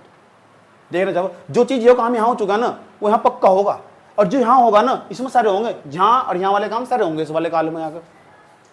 सही बात है। यहाँ जो मनुष्य होगा, ऐसे समझ में, मान लो तुम, ठीक मैं हूं, मुझे मान लो मेरा काम था 10 साल पहले पढ़ाई करना, थोड़ा थोड़ा संगीत गुनगुनाना, और संगीत में बहुत रुचि थी मुझे अच्छी तरह, ऐसे समझ में।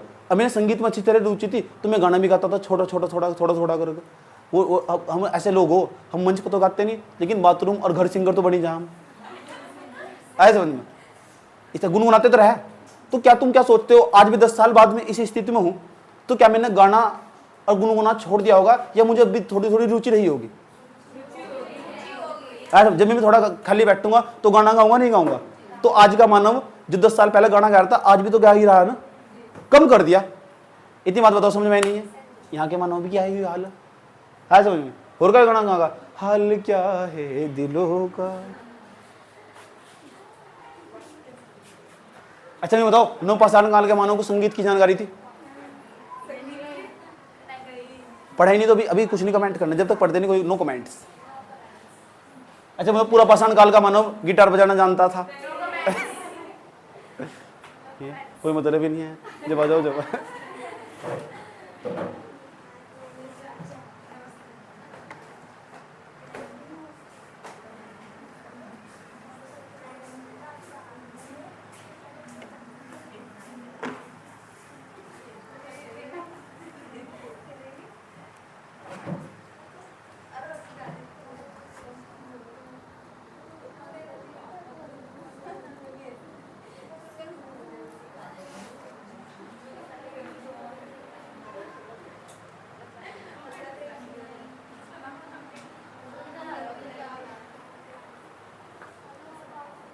कोई दिक्कत?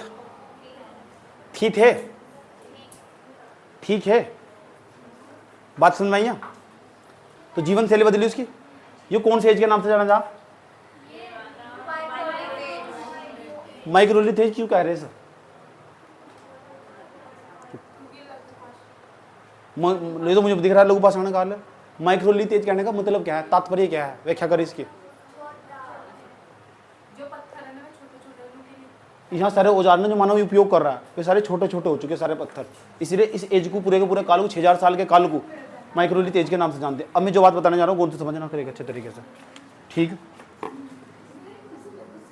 इस समय का जो मानव था, इस समय का जो मानव था वो ना अंत्योष्टि विधि में विश्वास रखता था। अंत्योष्टि विधि बहुत अभी सोच रहे बस जल्दी जल्दी भाई जी आगे बोल लो, ऐसे नीचे को जाकर समझाओ। इस समय का मानव बता सको मानव अंत्योष्टि विधि। अभी ने बताया था ऐसे शब्द देवा वहां से मध्य पाषाण काल के मानव को। अच्छा मध्य पाषाण काल नाम नहीं देगा ना, ऊपर से नाम इंडिकेट कर देता था प्रस्तर युग या प्रागैतिहासिक काल का मानव, ऐसा उदय का प्राण छोड़ जाएगा। हाय कितना हार्ड सवाल भाई, यही तो काल है और कौन सा काल है? प्रस्तर युग का मानव अंत्योष्टि विधि में विश्वास करता था। अंत्योष्टि इसका मतलब समझते हैं, अंत्योष्टि विधि क्या हो? अंत्योष्टि विधि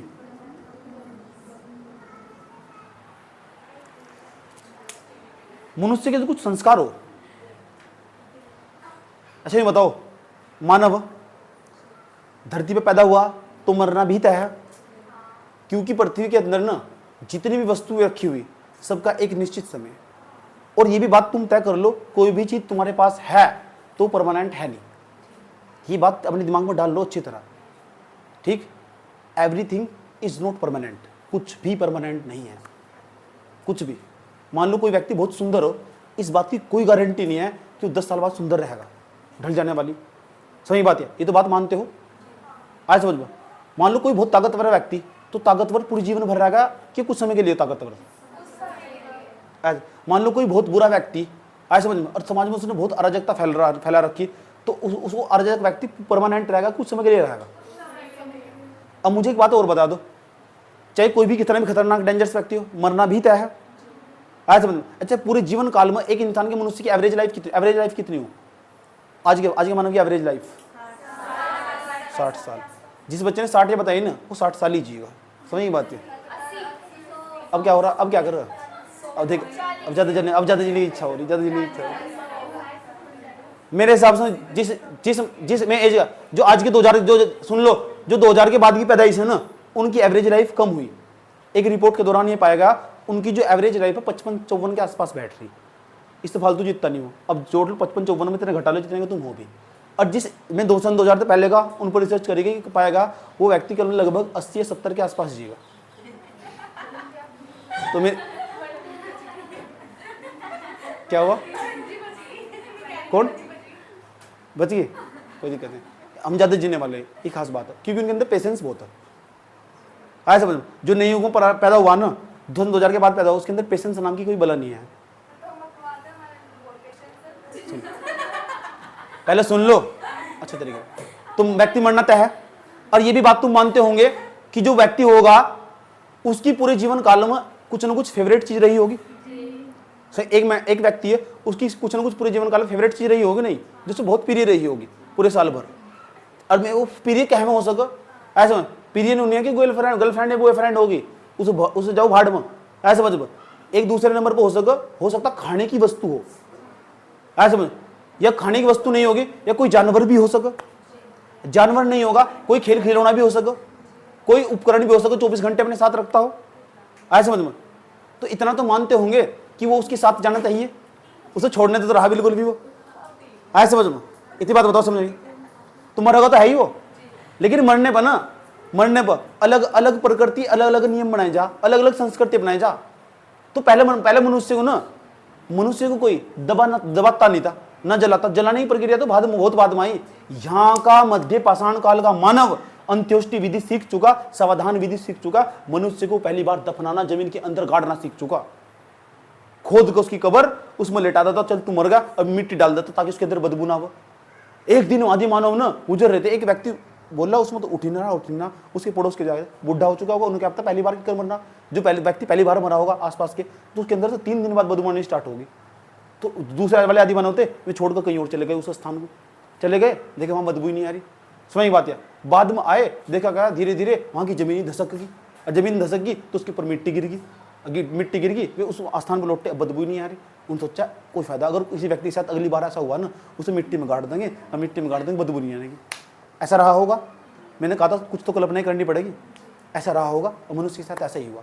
अब यहाँ तो नो, जो भी व्यक्ति इस तरह बोल रहा था नहीं, उसके मुंह में अलग में पानी डाल लेते आराम से, ऐसा समझ में, बोली ना, तो उसे क्या करेंगे, आदि मानव आए, 4-5 आदि मानव, कब्र खोद दी, अड्डा को सर नो। अब मानव को पता लग गया, कुत्ते की साथी मर गया, बुढ़ा आदि मानव था, कुत्ते की साथी मर गया, और कुत्ते को छोड़ी ना, ऐसे समझ में। कुत्ता क्या होगा, छोड़ी ना, कुत्ता भीच के तना मर गया तो कुत्ता भी भीच के ही मर गया ऐसे पीस हो नहीं जाने देंगे हो नहीं। तो ऐसा आदि मानो, सोचो कुत्ते भी इसके साथ ही दफना दो। तो ऐसी पहली बार ऐसी प्रथा पाई गई। सुनो, मध्य पाषाण काल के अंदर ना सावधान पद्धति अपनाई गई। सावधान पद्धति लिख देता हूं, सावधान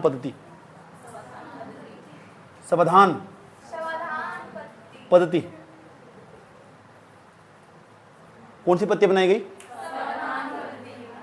अच्छा, हिंदू धर्म में कितने संस्कार हो? ये भी एक संस्कार है, सावधान। 16 संस्कार हो। पहला संस्कार बताइए। सब पहला मरने का हो, बदतमीज सबसे अंतिम संस्कार है हो। इसे बोलो अंतिम संस्कार ही तो मरना हो, तो इसका अंतिम संस्कार होगा, समझ गए? तो जो 16 है ना, 16 के 16, एक को विवाह संस्कार, एक को गोद भरे वाला संस्कार, बहुत सारे संस्कार हो चलो छोड़ दो। हाँ, सब इतने सारे संस्कार। एक मनुष्य का जब तक जीवन है हिंदू धर्म में, उसके 16 संस्कार होंगे। कौन से? एक जब वो पैदा होगा उसकी छुट्टी मनाई जाएगी, बर्थडे, हैप्पी बर्थडे पहली बार मनाया जा रहा है, पहला संस्कार, जिंदगी का सबसे बुरा दिन हुई है उसका। एक हो अंतिम संस्कार में, पहले के और अंतिम की बात कर रहा हूं, अंतिम संस्कार। तो ये अंतिम संस्कार है, और अंतिम संस्कार में ना आज भी अगर कोई मनुष्य मर जाना, ऐसी विधि अपनाई जा, उसकी फेवरेट वस्तु उसके पास रखा जा।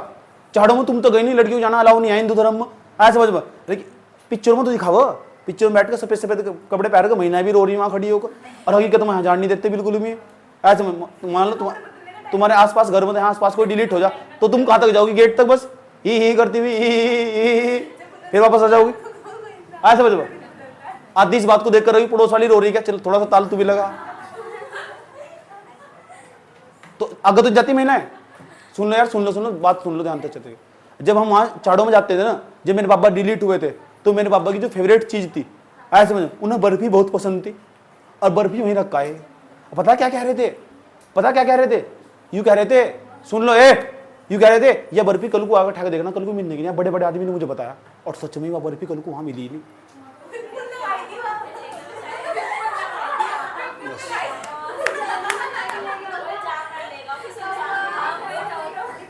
मिली नहीं, मैं भरी वहां से। ऐसे समझ, देख इन्हें विश्वास तो नहीं हो रहा, विश्वास तो नहीं हो रहा, तुझे विश्वास हो रहा, तू तो करेगी, पक्का करेगी। उस मैंने पूछा है कौन खाया हुआ, जो बाबा की आत्मा ना वो खा के चली जाएगी। रियलिटी बात है यार,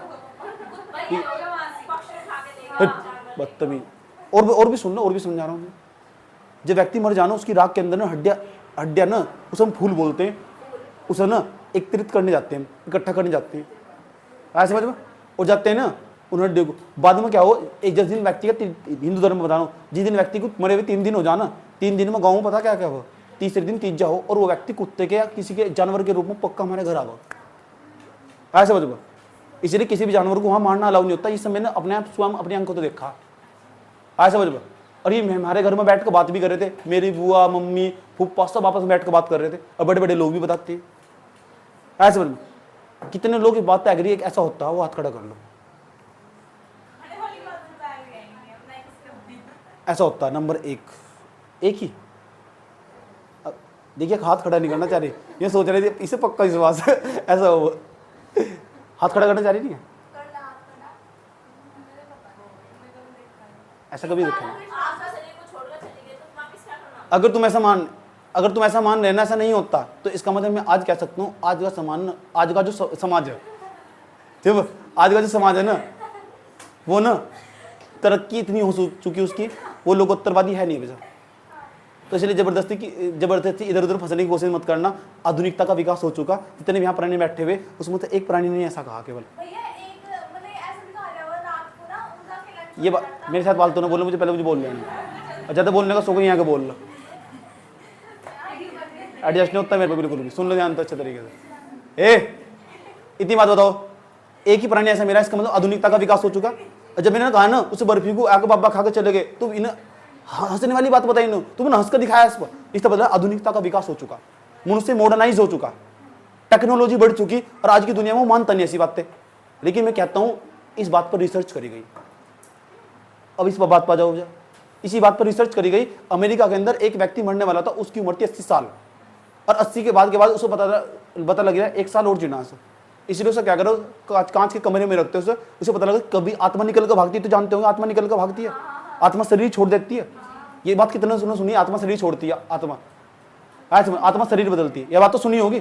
जो उस व्यक्ति पे एक्सपेरिमेंट करा गया ना, और उसको कांच के एक पूरे बंद शीशे में रखा गया, और जो बंद शीशे में रखा गया ना, और बंद शीशे में बिल्कुल क्लोज करके रख दिया गया, तो शीशे के अंदर पाया गया, देखने के बाद शीशा पूरा का पूरा चारों तरफ तक कवर था। वैज्ञानिकों ने एक्सपेरिमेंट कराया, उस शीशे के अंदर पाया गया, उस शीशे के अंदर छेद था, जो व्यक्ति की मृत्यु हुई, छेद था उसके व्यक्ति के अंदर, उस शीशे के अंदर। यस और नो, बताओ इससे क्या निष्कर्ष निकला? आत्मा निकली, इसका मतलब आत्मा शरीर बदलती है। अब वैज्ञानिकों ने ऐसा बताया, मैं झुटला भी नहीं सकते वैज्ञानिक की बात। और अमेरिका के वैज्ञानिक भारत के वैज्ञानिक तो नहीं है, ऐसे समझ में। भारत के वैज्ञानिक भी अलग टाइप के, ऐसे समझ। ये कुछ भी चंद्रयान 2 भेजेंगे ना, पहले नारियल फोड़ना जरूरी है, उसे नारियल का पानी किसी भूखे को नहीं पिलाने के। 2 नारियल तुम इन्वेस्ट कर दोगे। मैं अपना पर्सनल व्यू बताऊं क्या? नहीं विश्वास में पर्सनल, वैज्ञानिकता पे विश्वास करना चाहिए ना, ऐसा होता जरूर, क्योंकि इतने बड़े शरीर को कोई तो चला रहा, प्रत्येक कार्य को करने वाला जरूर होगा। इतने बड़े जगत में व्यवस्था से थोड़ा बन गया, कोई तो है संचालित कर रहा है।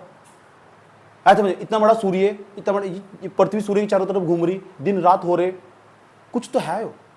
पानी यहाँ मौजूद है, पानी एकदम गायब क्यों नहीं होगा? प्रत्येक कार्य को करने वाला जरूर हो।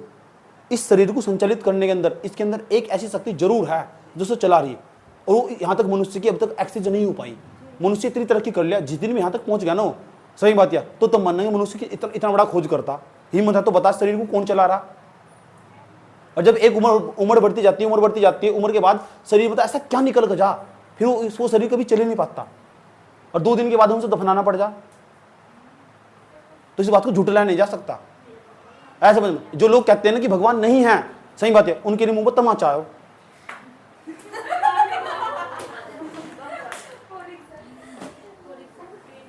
ऐसा समझ में, पढ़ाई कर। हेलो चुप जाओ। तो मुझे एक बात बताओ जरा, सुन लो, तुम्हारी बुद्धि बहुत डेवलप होने वाली है। सुन गई तो फिलोसॉफिकल बातें। अब मेरी बात सुन लो ध्यान से। अब ये इस टाइम का जो मनुष्य है, इस टाइम का जो मनुष्य है ना,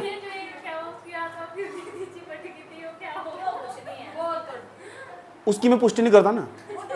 जहां तक वैज्ञानिकता की खोज हुई है वहां तक बात करूंगा। और यूपीएससी के छात्र होने के नाते तुम भी ऐसी बात करोगे, ठीक। कुछ लोगों के पास बैठोगे, बोलेंगे भूत भगवान है तो भूत भी होंगे, अच्छाई है तो बुराई भी है, अपने अपने तर्क करते हैं। अभी बात नहीं हो रही, अंतोष्टि विधि बात करो, समाधान विधि। तो मनुष्य ने यहाँ क्या करना सीख गया। मनुष्य ने ये मनुष्य डिलीट हुआ। देखो मेरी बात सुनो, मनुष्य डिलीट हो गया और मनुष्य को दफनाया जाने लगा। समाधान पद्धति, ये समाधान पद्धति, ये कबर खोद ली गई उसकी मनुष्य की। ये पड़ी काजल उठा लो।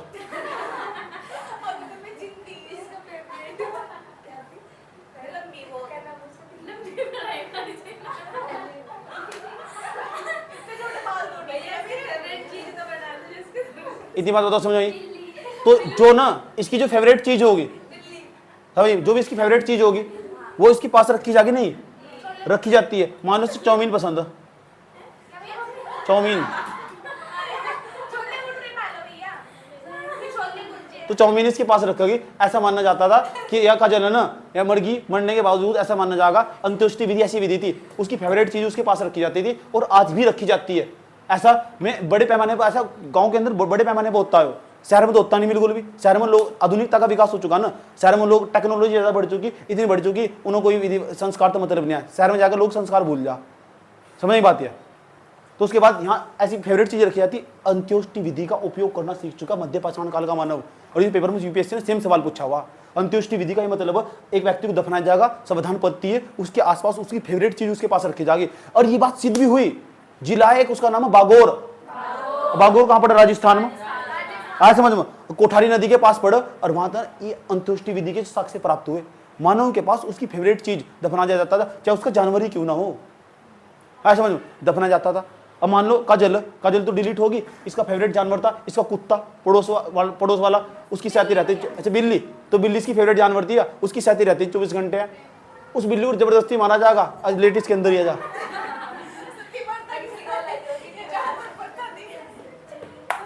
ये ऐसा रहा होगा, अंदाजा लगा सकते हैं। जब काजल की मृत्यु हुई ना, तो काजल की तो मृत्यु हो गई, इसी की बराबर में फिर बिल्ली को दफनाया गया होगा बाद में। ऐसा भी अंदाजा लगा सकते हैं। हम भी तो एक प्रकार के इतिहासकार ही। यस और नो? बस मुझे न बता दो, मध्य पाषाण काल तक आते आते ये यहाँ का मनुष्य यो ऐसी अब खाने पीने की चीजें भी इसके पास रख रहा। इसका मतलब, और इसका मानना कि जो ऐसा मानता होगा कि व्यक्ति, इसकी आत्मा निकल कर चली गई, और जब आत्मा निकल कर आत्मा परमात्मा ईश्वर की जो व्यक्ति बात करना स्टार्ट कर दे ना, वो ना परलोक में चला जा। इस लोक की बात नहीं करता, यही लोक की बात नहीं करता, परलोक की बात कर। कौन से लोग? और ऐसे लोग को बोल लो, ऐसे व्यक्ति को बोल लो लोकोत्तरवादी।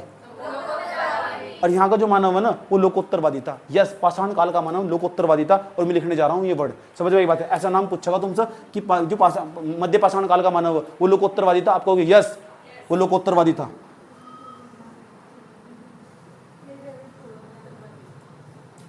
अच्छा ये बताओ, वर्तमान समय में जो मनुष्य है वो लोकोत्तरवादी अधिक है या कम? 10 सालों की अपेक्षा, पिछले 10 सालों की अपेक्षा अधिक लोकोत्तरवादी आज के है। तो ऐसे समझ में, अभी तो तुमने मने कर दी, एक लड़की ने हाथ उठाया, ऐसा हो, ऐसे में तुम कहां के लोकोत्तरवादी मने कर रहे? तुम जबरदस्ती हाथ उठा रहे, है ही नहीं, बिल्कुल है ही नहीं। जब तो टेक्नोलॉजी का विकास हुआ, समझ नहीं बात यार। जिस बता तो रहा है तुम, अगर किसी कोई व्यक्ति डिलीट भी हो जाए ना, उसका फोटो लगाएंगे और व्हाट्सएप पर लिखेंगे RIP,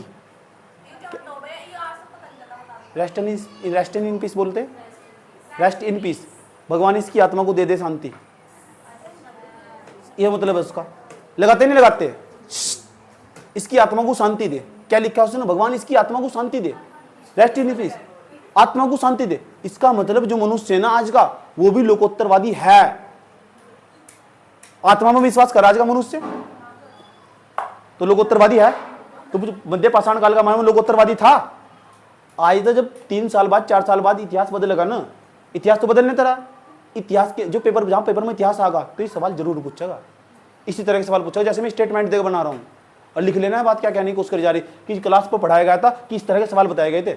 उसकी जीवन शैली में बदला हुआ था। उसने छोटे छोटे औजारों का प्रयोग करना स्टार्ट कर दिया मध्य पाषाण काल में आते आते, और इस काल को हम माइक्रोलिथ के नाम से भी जानते हैं। और ये जो आज का मानव है ना, धीरे धीरे सभ्य हो रहा है, और इतना सभ्य हो चुका वो धीरे धीरे कि वो ना जब मनुष्य के मर जाने के बाद सावधान पद्धति या अंत्येष्टि विधि का उपयोग किया उसने, और मनुष्य की फेवरेट वस्तु को उसके पास ही गाड़ दिया, उसके पास ही दफना दिया। जैसे कुछ जगह तो कुत्ते के साक्ष्य भी पाए गए, उसकी फेवरेट वस्तु को उसके पास ही रख दिया उसने। ये सर नो इतनी बात बता दो, मुझे समझ में आई नहीं आई।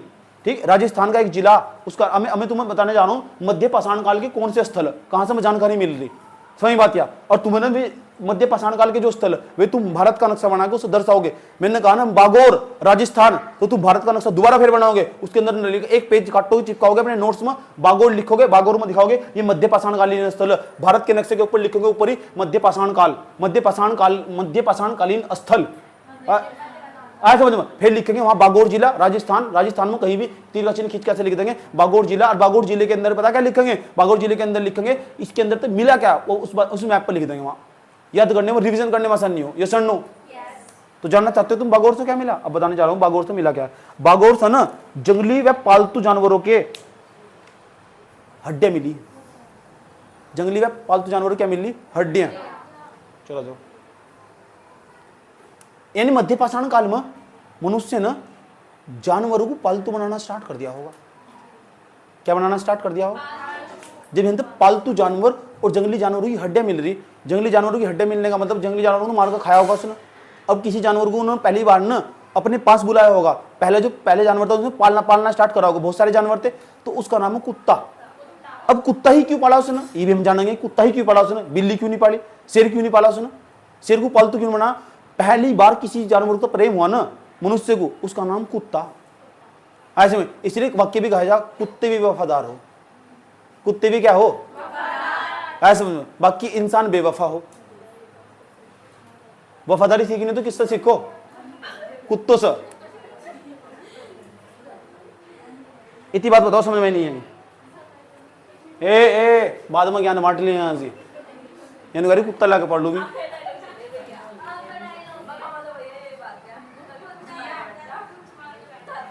अच्छा इधर को जाएगी क्या, वीडियो बना के सो का, चल इधर को जाए।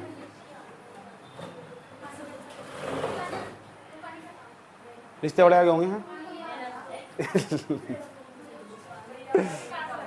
कुछ नहीं है, चुपचाप बैठे रहो, पानी वानी कुछ नहीं हो, पानी वानी सब सोच की बात हो।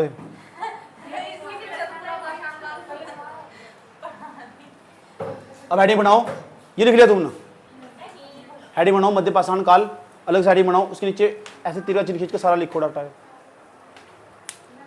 इसे लिख लो, हेडिंग बनाओ। चलो ये हेडिंग बनानी, जितने भी मैं स्थल लिखवा रहा हूं ना सारे भारत के नक्शे में दर्शाने हैं।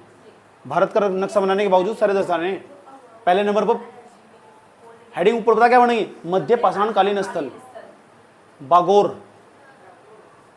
अब बागोर पता क्यों फेमस है, बागोर पड़ता राजस्थान जिले में, और ये मध्य पाषाण कालीन स्थल है। कौन सा?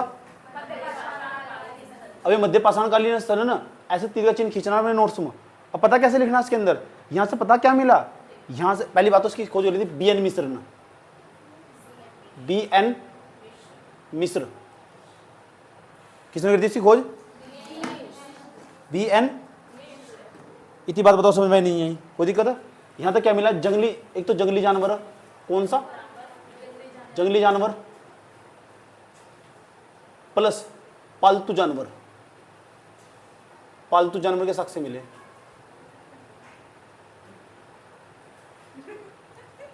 अच्छा क्या मिला होगा, यहां तक जो जानवर पालतू रहा होगा ना उसके गले में जरूर कुछ ना कुछ मिला होगा, है समझ में। और जो पालतू जानवर होगा ना, कहने को तो पालतू हो है समझ, लेकिन गुलाम हो एक प्रकार का, क्या हो, गुलाम। डोगी डोगी आजा आजा आजा आजा डोगी, आया समझ में। डोगी को हम चारा डाल ले, जैसे डोगी चारा डाल ले, काम तुम्हारे करेगा हो, उसके गले में कुछ ना कुछ बांध कर रखेंगे। एक ऐसा मिला होगा जो खुले सांड की तरह घूमता होगा, वो जंगली जानवर होगा। बात समझ आई है? तो जंगली जानवर और पालतू जानवर के पहली बार साक्ष्य मिले बागोर से मिले। अच्छा ये बताओ, पूरा पाषाण काल में मनुष्य ने पालतू बनाना स्टार्ट कर दिया जानवर को, पूरा पाषाण काल में, पूरा पाषाण काल में जानवर जो जानवर था उसे पालतू बनाया था क्या मनुष्य ने? नहीं बनाया। कहां बनाया? मध्य पाषाण काल में। और इसके साक्ष्य कहां से प्राप्त हुए? बागोर से। बागोर कहाँ पड़ेगा? इसके खोज करता मत याद रखना बिल्कुल भी, याद मत रखना मैं बिल्कुल भी, फिर भी याद कर ली तुमने। जंगली जानवर और पालतू जानवर के साक्ष्य मिले यहाँ, तो ये भी लिख दो बागोर, बागोर लिखो।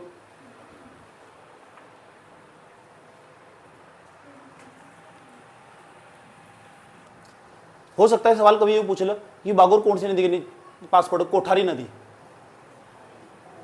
कोठारी नदी।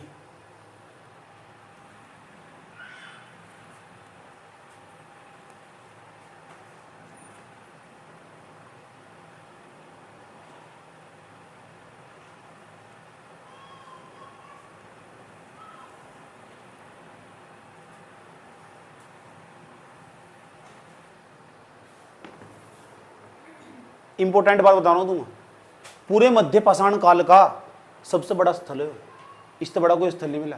इसमें चाहे तो लिख सकते हो तुम, यह मध्य पाषाण काल का सबसे बड़ा प्राचीन स्थल है। यह मध्य पाषाण काल का सबसे प्राचीन, सबसे बड़ा स्थल है, सबसे बड़ा स्थल है।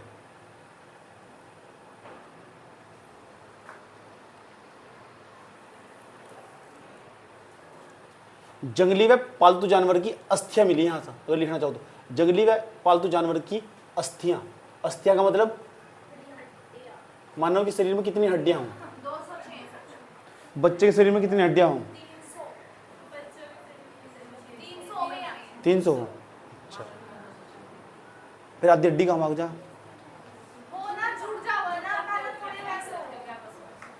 सही बात बोल रहे, यानी छोटी छोटी जो बच्चों वाली जानकारी है ना तुम्हें है। अच्छा, होमवर्क पता लग गया ना? मध्य पाषाण काल के जितने भी स्थल बता रहा हूं, बागोर भारत का नक्शा बनाना, तीर का चिन्ह खींचना, बागोर राजस्थान, चल बेटा। और सारी जानकारी उसके आसपास ही लिख देना, तीर का चिन्ह खींच कर, एक ही मैप पर जाना चाहिए सारा। दूसरे नंबर पर लिखो लगनाज। आज बता दो कहाँ बैठा पढ़ा हो, जो जाओ। लगनाज बता कहाँ पड़ा हो, तो बताए कहाँ पड़ेगा लगनाज? गेस कर, ऐसे वहां पेपर में सवाल अब नुगो मैच कर, कहाँ पड़ेगा वो? मध्य पाषाणकालीन स्थल है, कुछ ना कुछ पक्का मिलेगा। गेस प्लीज, गेस जल्दी। भाद्रवाद बीच पड़ी, बता जल्दी। तू बता, तू बता, बता बता, गेस कर जल्दी, बराबर सोच जल्दी। कुछ भी बोल दर, कुछ भी बोल लो। गुजरात में पढ़ो, देखा जो मेहनत नहीं करते ना उनका तुक्का पक्का सही जाओ। मजाक कर रहा हूं। यहां तक क्या मिला? कुछ ना कुछ तो मिला ही होगा। पता क्या मिला? 14 मानव की खोपड़ियां मिली यहां तो एक साथ। अभी पूछ निम्नलिखित में से कौन सा स्थान यहां तो 14 मानव के कंकाल मिले? मानव के कंकाल का मतलब है पूरा का पूरा शरीर ही मिला उनका कंकाल। ऐसा समझ क्या मिले? 14 मानव कंकाल, मानव कंकाल। अरे मानव कंकाल कितने साल पुराने, कौन से काल के हैं? कौन से काल के हैं? मध्य पाषाण काल का मतलब 10,000 BC से लेकर 4,000 BC के बीच में रहे होंगे। ऐसे समझ में नहीं पूछना है कौन से सन में मिले, इस बात को भूल जाओ बस। ये जरूर पूछेगा 14 मानव कंकाल कहाँ से मिले, मैचिंग करने की पूछ सके। लगनाज से। लगनाज कहाँ से पड़ेगा? याद रही बात है? ठीक। क्या होमवर्क पता लग गया? होमवर्क क्या बताया? बता, इन्हें मार देना। बता किस तरह दर्शाना? क्या लिखेंगे मैप के ऊपर? क्या नाम लिखेंगे मैप के ऊपर? क्या नाम लिखेंगे? स्थल। इसे कहाँ दर्शाएंगे? राजस्थान में कभी तीर का चिन्ह खींचेंगे। दुनिया की सालू की तरह बैठ कर वहाँ गूगल पर जाकर लगनाथ ये ढूंढ रखा बागोर, इस समय खराब करते फिरे बिल्कुल भी। इतनी बात बताओ, समझ में आई नहीं आई? कोई दिक्कत तो नहीं है तक? ऐसे ऐसे पीस हो ना पूरा मैप में देखोगे, टच कर पूरा, उसके अंदर आधा घंटा बर्बाद कर दिया ना। बागोर कहाँ से? दूसरा, तीसरा सराय नहर। सराय नहर जो बताओ तो सराय नहर कहाँ पड़ेगा? है सराय नहर, बता दो। आज बहुत फेमस चीज है। सराय नहर कहाँ पड़ेगा? क्या इतना मतलब इतना फेमस यार, उत्तराखंड पार करते इस रहने आ राजा।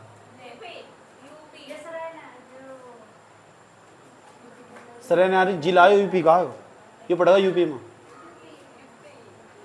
ऐसे तो सवाल पूछे वहां से, यूपी में मैच करके दिखाओ कहां से पड़ेगा। यूपी पीसीएस देने जाओ पक्का पूछेगा। पता क्या मिला यहाँ तक, अस्तम गरत के साक्ष्य मिले, गड्ढे गड्ढे मिले, यानी इस तरह करके गोल गोल गड्ढे बनाए हुए थे वहां से। गरत गरत का मतलब गहरे गड्ढे होंगे, खंबे के आकार के गड्ढे होंगे, मनुष्य में रहा करता था। अस्तम गरत के साक्ष्य मिले यहाँ तक। अस्तम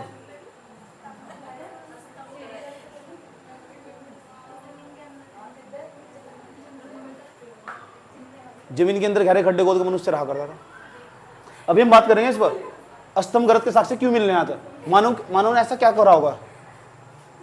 चौथे नंबर पर जाओ।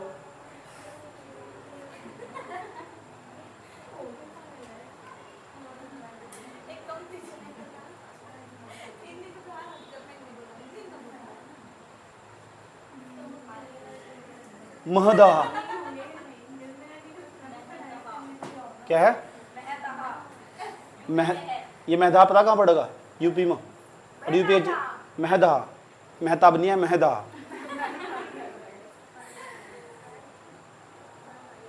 प्रतापगढ़, प्रतापगढ़ जिला प्रतापगढ़, ऐसा समझो कहां पड़ेगा, यूपी में।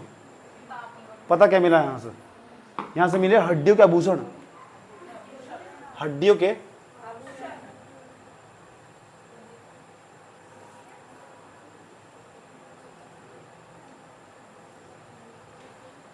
और एक तो बहुत ही फेमस है, यूपीएससी ने सवाल पूछ रखा है कि मध्य पाषाण काल के जो मानव था वो न, जो हिरण था, हिरण होगा, हिरण क्या होगा तो मर भी जाएगा हिरण, हिरण जाएगा तो उसके पास हड्डी बचेगी, उसका ना श्रृंगार बनाता था, उसकी माला बनाता था, माला, और माला बना के अपने गले में पहन कर पहनता था मानव। और किस ढूंढ रही थी, रामपाल को पूछ रही थी क्या तू। हड्डियों का जो आभूषण था ना, हड्डी जो मर्ग श्रृंगार करता था, यानी हिरण को मारा उसने, मारने के बाद जो उसकी हड्डियां थी, मांस तो खा लिया उसका, हड्डी बच की, हड्डियां क्या करा उसने, सोचा छोटी छोटी हड्डियां उन्हें जोड़ को उसके बीच में छेद हो, इसके अंदर सिल्ट हो, और जो धागा होगा, धागे का मतलब कोई एक बेल हुई, उसे खींचा, उठाया, बांध दिया, और समझा के बहुत अच्छा लग रहा है। मुझे लगा उस टाइम का मानव शादी करता होगा ना, ऐसा करके मंगलसूत्र की तरह से ही पहनाता होगा, माला की तरह। ये सर नो ऐसा हो सकता, मृग श्रृंगार के साक्ष्य मिले इनका, मृग श्रृंगार।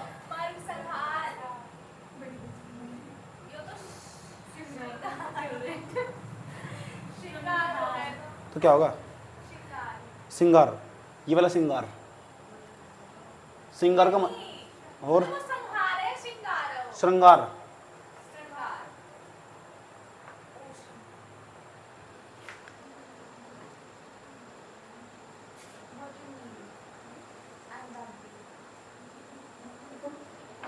कोई दिक्कत यहां तक, कितने हो गए, 5वें नंबर पर जाओ। पाषाण काल के जो साक्ष्य मिल रहे, उसका नाम है दमदमा, दमदमा। दमदमा कहां पड़ेगा, प्रतापगढ़ में, प्रतापगढ़ ही लिखना पूरा। प्रतापगढ़ कहां पड़ेगा, बहुत ज्यादा फेमस है, बहुत ज्यादा फेमस है। और दमदमा पता कितने फेमस है, 41 मानव के संविधान प्राप्त हुए यहाँ तक, 41 मरे हुए मानव गाड़ रखे थे जमीन में। हाँ समझो, 41 समाधियां प्राप्त हुई, 41 मानव जो यूपी पीसीएस देवा ना, उनके लिए बहुत इंपॉर्टेंट है। 41 मानव समाधान। कहाँ गई दमदमा, गई, नाम भी सुना नहीं कभी आज तक। 41 मानव प्रतापगढ़ में, उच्च भी अभी थोड़े गए, मेरे मामा ही रहते थे। 41 मानव समाधान,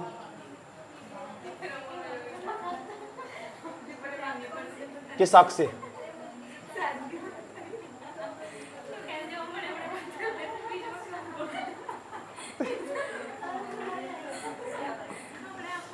अच्छा, एक खास बात ये हो कि जो दमदमा ना, यहां तो सबसे ज्यादा मानव के साक्ष्य यहीं प्राप्त हुए, मानव के संविधान के सबसे ज्यादा साक्ष्य यहीं प्राप्त हुए।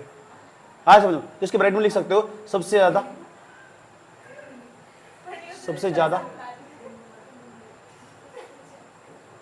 मानव के शवाधान के साक्ष्य।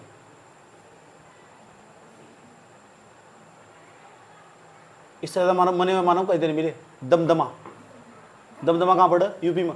सारे यूपी में, एक गुजरात में, एक राजस्थान में। सारे यूपी में, एक गुजरात में, एक राजस्थान में।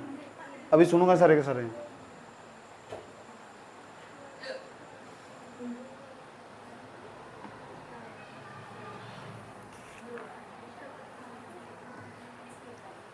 हो गया यहां तक? छठे नंबर पर चले जाओ। एक नाम और लिखने जा रहा हूं। मोरहना पहाड़। मोरहना पहाड़।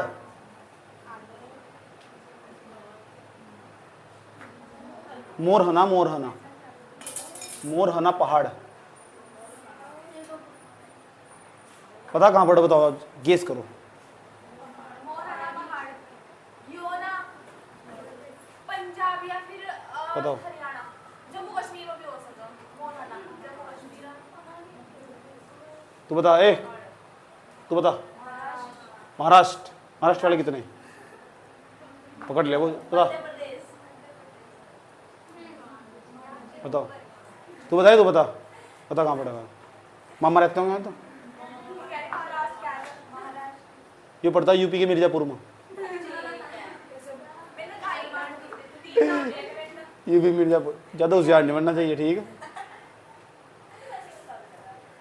यूपी का मिर्जापुर।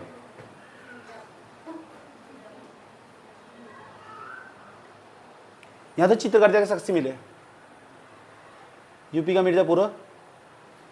उसके बाद बघई खोई भी बोल, बघई खोई। इस स्थान को बघई खोई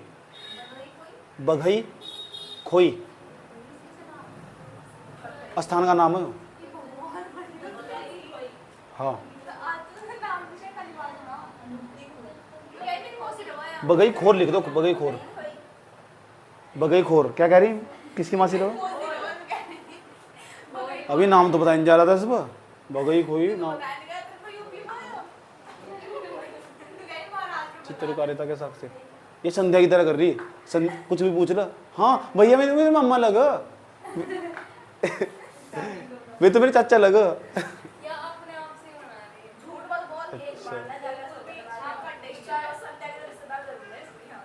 क्या है?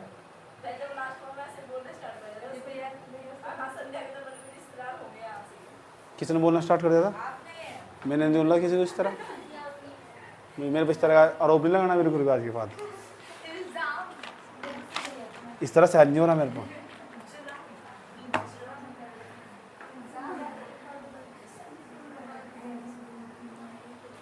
छह हो गए ना? सातवें नंबर पे चले जाओ। सातवें नंबर की हेडिंग बनाओ। अच्छा, कौन से काल के साक्ष्य पढ़ रहे हैं? झोपड़ी वर्ग पता लग गया क्या है?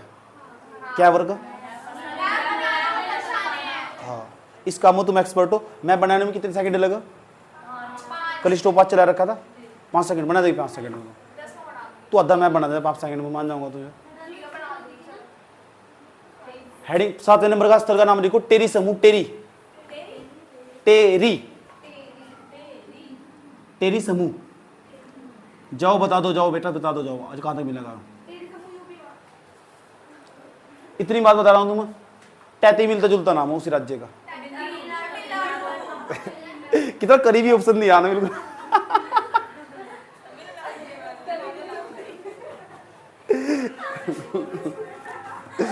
लिखो तमिलनाडु।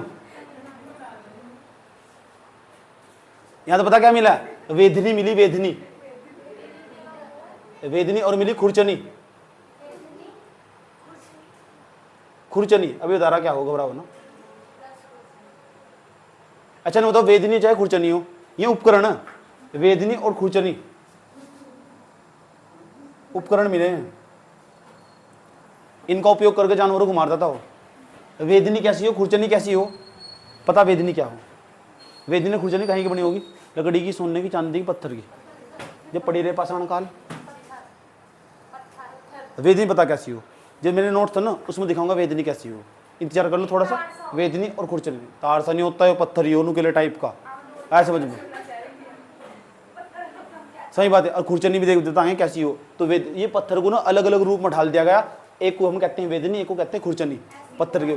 तो कहाँ से मिले इसके साक्ष्य? टेरी समूह तमिलनाडु से मिले। 8वें नंबर का एक और लिख लो बस, लास्ट 8वें नंबर का, उसका नाम है जम्बूद्वीप। बता दो जवाब। जिस बच्चे ने बता दिया ना उसका फर्स्ट अटेम्प्ट में फिल किया था पेपर। जम्बूद्वीप भूगोल में पढ़ा रखा है मैंने, बहुत फेमस है। इसके पास की जगह तो बहुत फेमस है आज। गुजरात, महाराष्ट्र या फिर जम्मू कश्मीर। एक काम करना, सारे बताना बैठ के, यहीं से बैठ कर एक बता, इनमें से कोई सा है एक चूज कर लो, करीबी ऑप्शन, उसका नंबर पहले बार में उसका पेपर निकल रहा है। गुजरात या महाराष्ट्र बस। एक बता ना, एक बता। यूपी बता, सोच जल्दी, तू बता, सोच। पहली बार के उसका पेपर निकला, तय है उसका। बता, तू बता। जम्बूद्वीप कहाँ पड़ा? जम्बूद्वीप, तू बता, तू बता। एक काली काली गुल्फों की फंदे न। जम्बूद्वीप, यूपी, महाराष्ट्र, बोल जल्दी जल्दी बोल। तू बता, यूपी में, यूपी, गुजरात। तेरा क्या था? मेरा भी यही था, दोनों जम्मू कश्मीर और महाराष्ट्र। थारा किसी का नहीं था पहले अटेम्प्ट में। ये एमपी में, और इतना फेमस है ना यो। एमपी में किसी ने नहीं बताया, एमपी में किसी ने भी नहीं बताया। एमपी में, मध्य प्रदेश ने किसी का नाम नहीं लिया, किसी भी बच्चे ने नाम नहीं लिया। अब आधे पता क्या कह रहे हो? और पता कितना फेमस है हो? जम्बूद्वीप पता कितना फेमस है? पंचमढ़ी हिल स्टेशन है यहाँ, पंचमढ़ी स्टेशन है। और पंचमढ़ी स्टेशन जो जैन धर्म वाले उनका फेमस स्थल है पंचमढ़ी, जम्बूद्वीप पंचमढ़ी।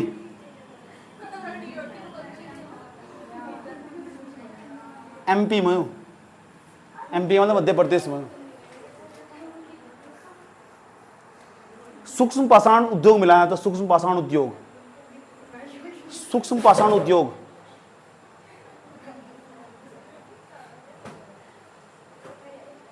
इसका मतलब बताओ चलो, सूक्ष्म पाषाण उद्योग का क्या मतलब है? इसमें पाशा मतलब जो पत्थर और उसकी घिसाई होती है। पत्थर की घिसाई करने वाला उद्योग है। यहाँ छोटे छोटे पत्थर बनाए जा, सूक्ष्म पाषाण उद्योग उसे बोल रहे। पंचमढ़ी पता लग गया? चलो एक बात बता दो, पंचमढ़ी क्यों फेमस है? चलो आज एक पंचमढ़ी स्टेशन का नाम दिया तुम, मध्य प्रदेश के कौन से जिले में आज ये बता दो जाओ। पंचमढ़ी कौन से धर्म के लिए फेमस है? जैन धर्म। पंचमढ़ी कौन से जिले में बता। अच्छा ये छोटा सारा काम बताओ, मध्य प्रदेश का सबसे बड़ा जिला बता दो जाओ। सबसे बड़ा जिला। भारत का सबसे सुंदर नगर निगम बता दो। इसे बता तो शर्म नहीं आ रही। पंचमढ़ी के कौन से जिले में बता दो। इंदौर में होगा। कितना इतना करीबी ऑप्शन देना है मैं। इतनी बात बताओ, समझ में नहीं। 1 2 3 4 5 6 7 8 मध्य पाषाणकालीन स्थल बताए, और ये ऑप्शन काटने के लिए ठीक आराम से काम हो जाएगा तुम्हारा। अब क्या रहेगा? कल का हमारा काम है नवकाशाण वाले पर मेहनत करना, और अपने नोट्स जो मेरा पुराने वाला नोट था उसे तराशना, और उसके साथ क्वेश्चन लगाना। कल का हमारा काम है। और कल ही चैप्टर कल खत्म होगा, क्वेश्चन के साथ खत्म होगा। समझ बात यार? तो अभी मैं क्या करना चाह रहा हूँ? अभी मैं चाह रहा हूँ जितने भी मेरा नाम बताए उसके सामने कहाँ तो कौन सा क्या मिला वो याद कर लो। मध्य पाषाण काल पर अभी मैं सुनकर जब भेजूंगा यहाँ, तो इससे पहले नहीं भेजने का। कहाँ तो कौन सा क्या मिला है, मध्य पाषाण काल वाले सर याद कर लो।